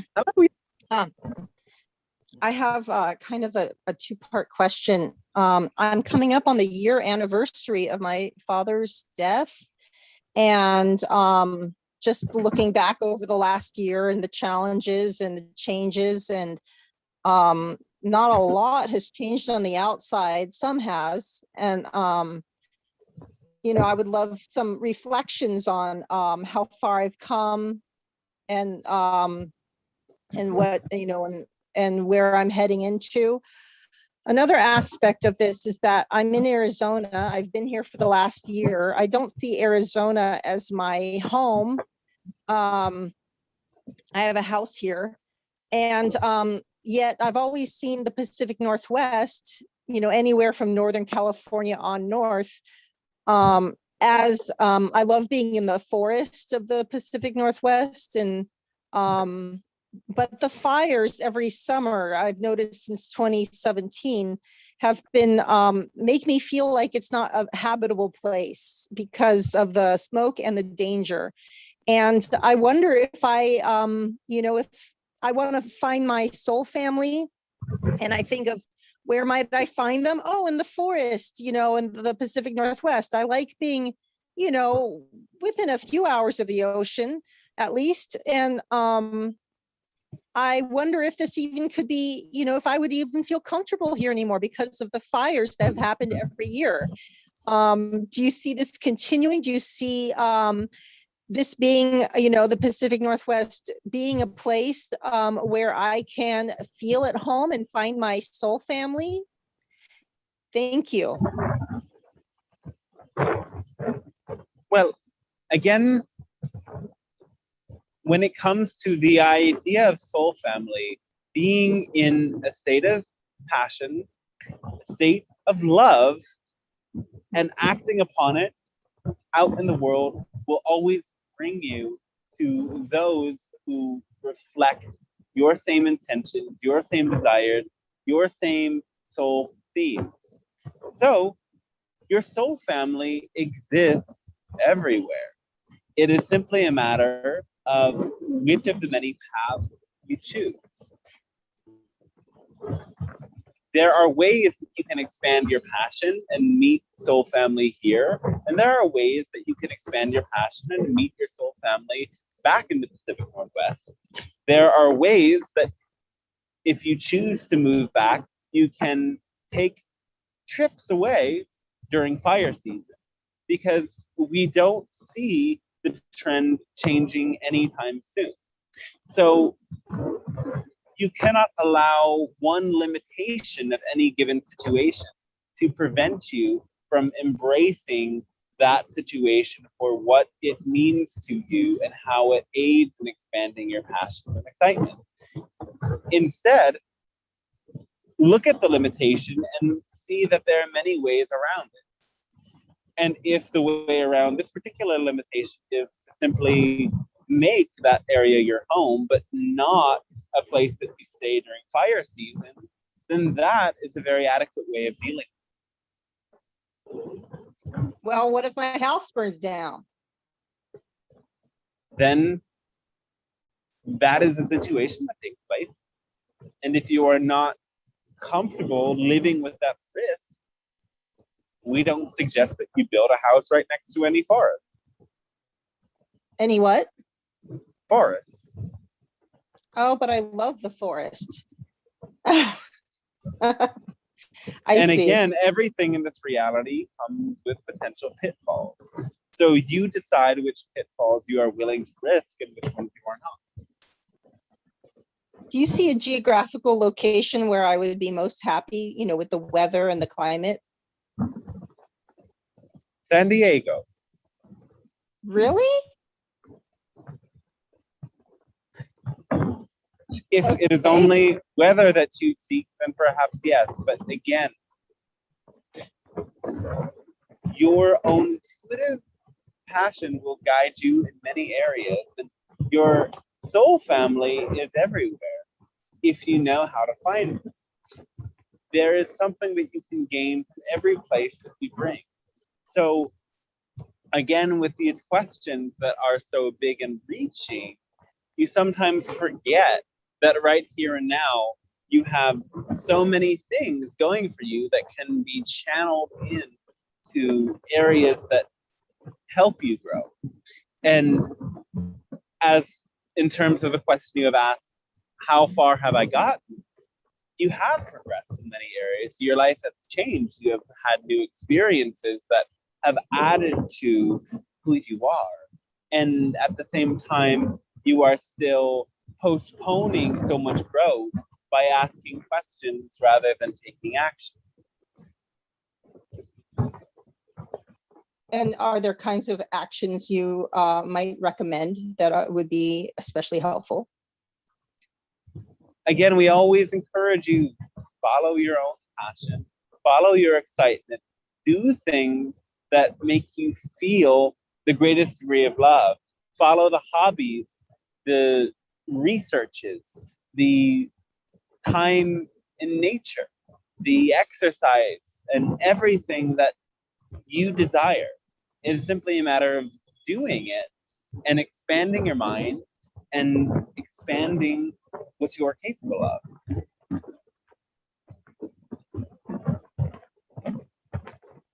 Yes. Well, thank you so much, Pleiadian Council. Oh, great. Thanks and love to you as well. Thank you.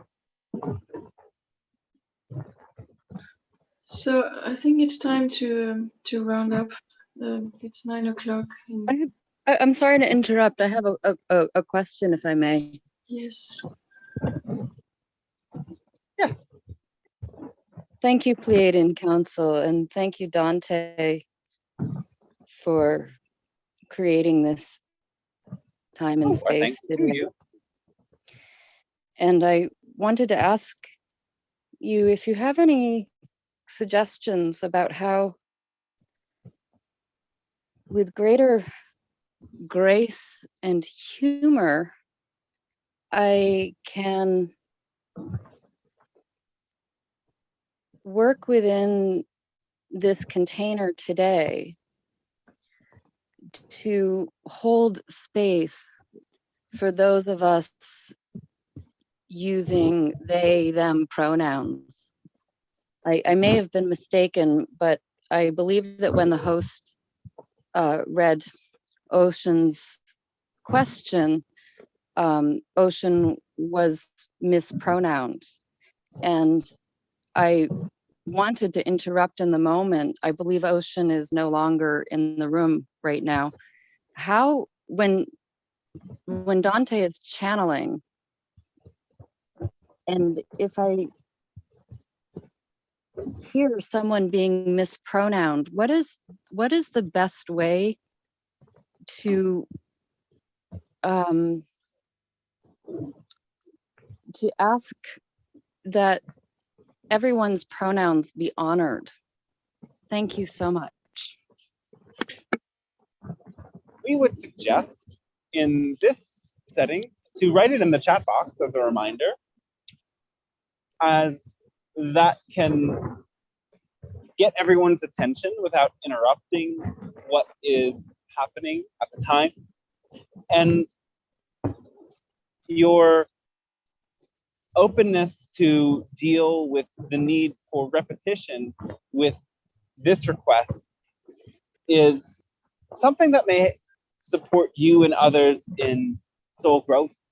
For while it may be very important for you and for so many, many are still struggling to learn, and their forgetting is not a lack of love. Yet at the same time, holding back your own voice is holding back love. So the more comfortable you bring yourself to be in speaking out your voice in the way that you can, the more you can support this learning in happening. So in person, interrupting is the only thing you can do. And if you are even comfortable interrupting in this case, you can do so. That is not an interruption to our energy and the energy that is this container. And for the sake of all growing and learning how to make everyone feel seen, received, and loved, this learning is a necessary part of the process. So we thank everyone who is willing to raise their voice, as that is what is needed for this learning to take place on a collective level.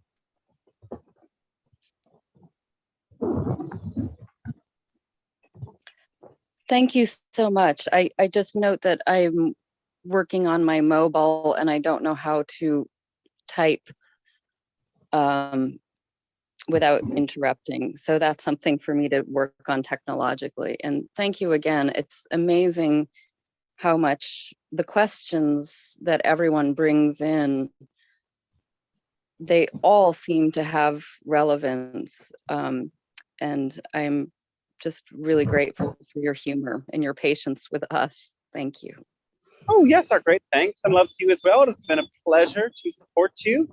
And we thank you for all that you share with us as well at this time.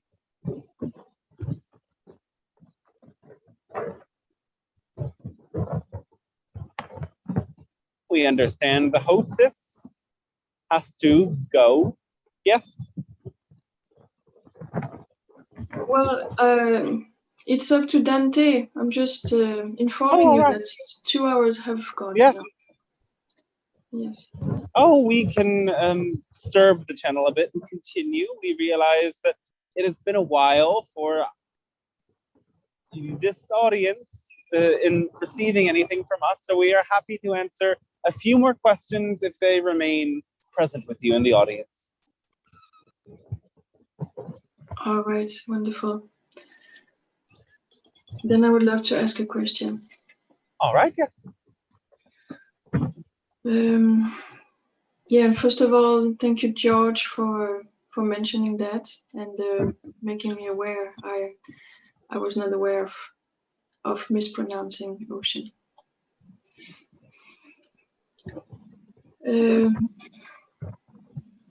Yeah, as I've been through quite intense times, especially this March month.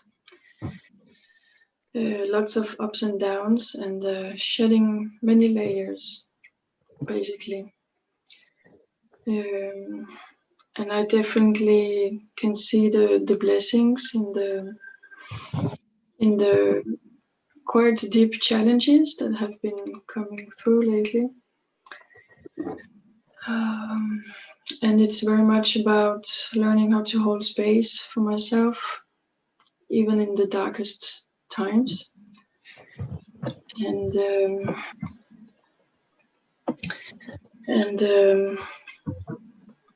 yeah, self-love on a deeper and deeper level.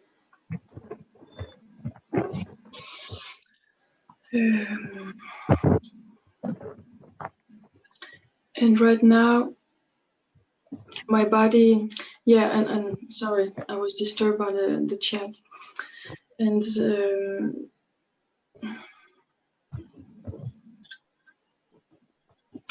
my body is trying to help me to let go of control, basically. Speaking quite loud lately, and the last part is lately is about constipation. So the message is quite clear, but it's quite intense, and I would love to hear what you can sense around that.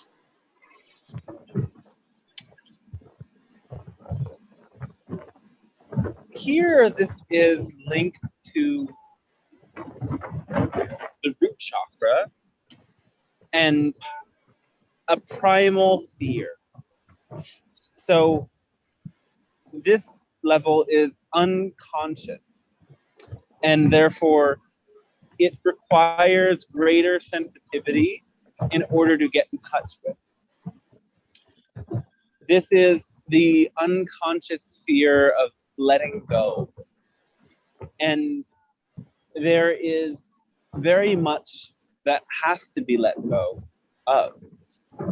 It is the letting go of identities, of ways of seeing yourself that don't work anymore.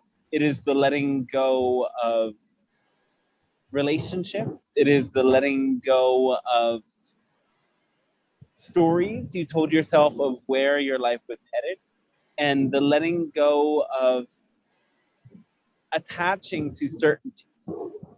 So the more you allow your certainty. Okay. Yes. So bringing yourself back to basics is important, and allowing yourself to enter into deep states of restfulness, knowing that the anxiety that may be present in the background is what can cause this constipation. And perhaps you start taking time to care for your body in new particular ways. It can be going to the sauna or the spa. It can be taking nice hot baths. It can be more gentle and relaxing yoga practices. It can be finding massage therapists to exchange with and share in your own way, to simply receive touch. For the root chakra responds very quickly to touch, and simply to experience touch without insisting on a particular outcome. In other words, touch where you feel as if the other person is not trying to get something from you and you are not trying to get something from the other person. This kind of touch is one of the quickest ways to heal any imbalances of the root chakra.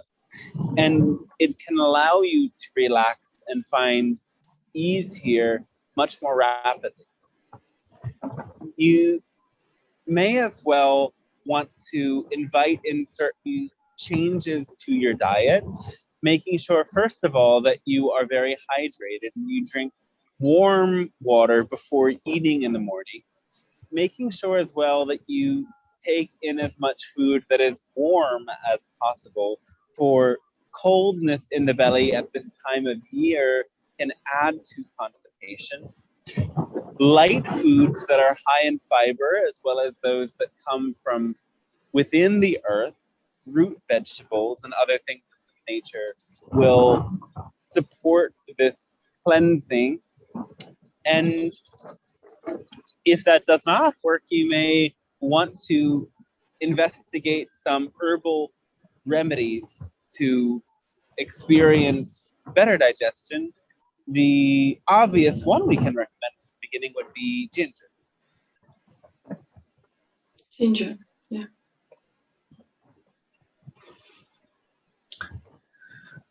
Wonderful. Thank you very much. Yes, so thanks to you as well. Chris has a question. Do you want to ask it yourself?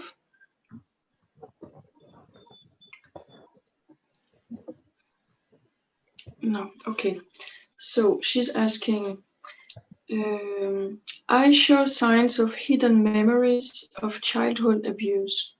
In therapy, I am working on them, but I keep coming against a wall of not knowing what really happened. If you have any insights or clues towards what it could be? Yes. So when it comes to healing traumatic experiences from the past, sometimes you will never know what really happened. So you have to throw away the idea of certainty and clarity and work instead on the emotions. If you feel as if something happened, something happened. And it will do you better good to focus on the emotions themselves rather than the specifics of the event.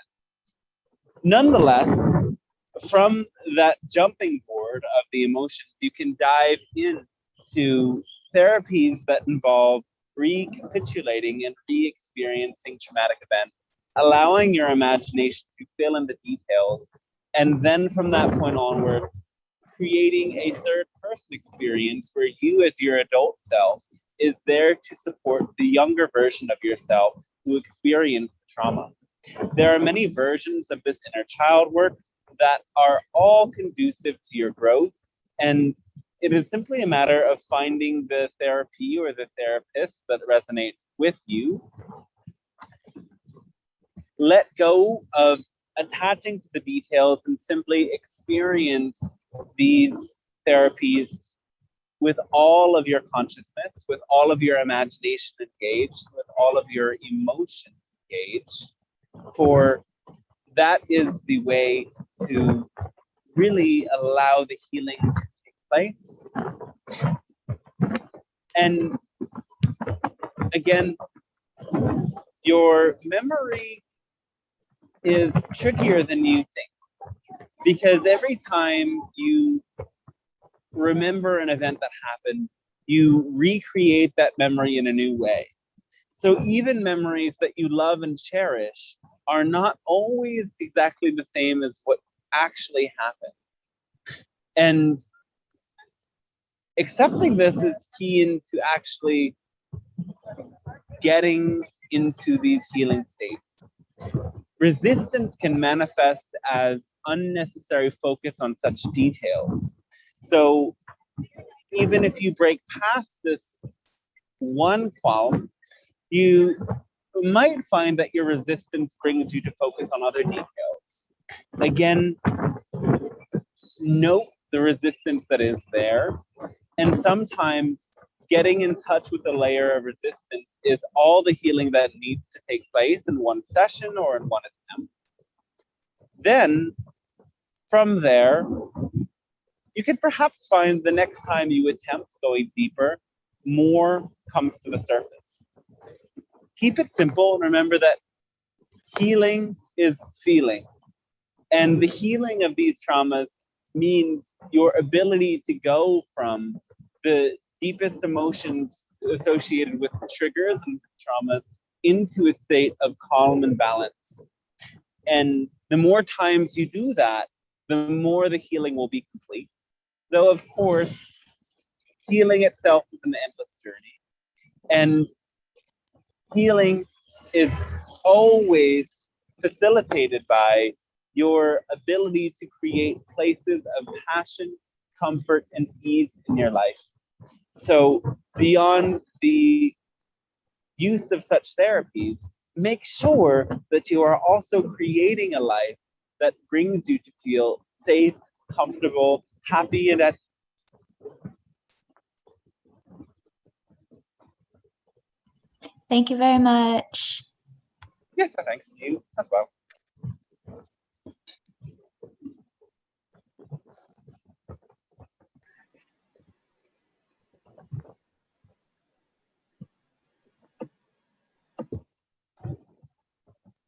Are there any other questions at this time?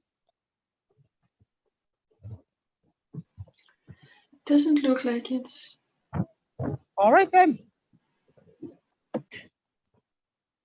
We thank all of you together and each of you as individuals for creating this transmission, this interaction, this event, this moment of your time. There is a great unfolding, and every time you turn a new page of the chapter of your life, you arrive at an empty page that you can fill with anything you desire. It's so often you continue to create experiences of the past that you know, and oftentimes this is exactly what is hindering. Remember, every moment is a new opportunity to create something totally different. And anything you experienced in the past is but a teaching in how this time around you might create something better, more joyful, and more enjoyable for yourself and for all. Your life is a gift for you, and your life is a gift for all. And know that what you have lived through is also a teaching for others in your life. So celebrate yourself and celebrate all that you are, and continue to apply that formula of following your passion and letting go of your insistence on the outcome.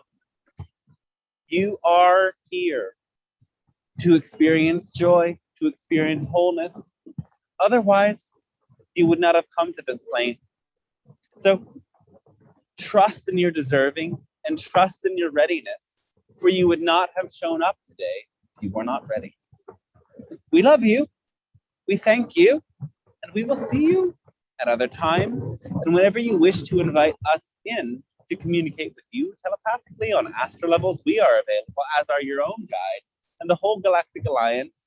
We're eager every day to step into your reality and help you break through into this true new paradigm of vast intergalactic joy. A good day to you. Thank you, Pleiadian Council.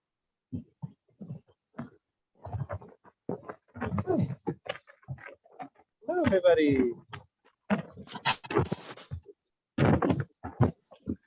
Hey, Dante. Ooh, so nice. Thank you so much. Thank you, Dante. Welcome. Really good. Awesomeness, and thank you, Dante. You're very welcome. So welcome. Thank you for showing up, everybody. It was such a treat to see after even so long. We had such a full group of people here today.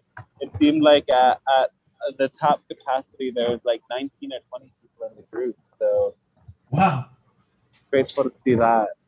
And what? What did you say? There was 90. I think there was like 19 or 20 people in here at the max capacity, right? When we were as full as we got.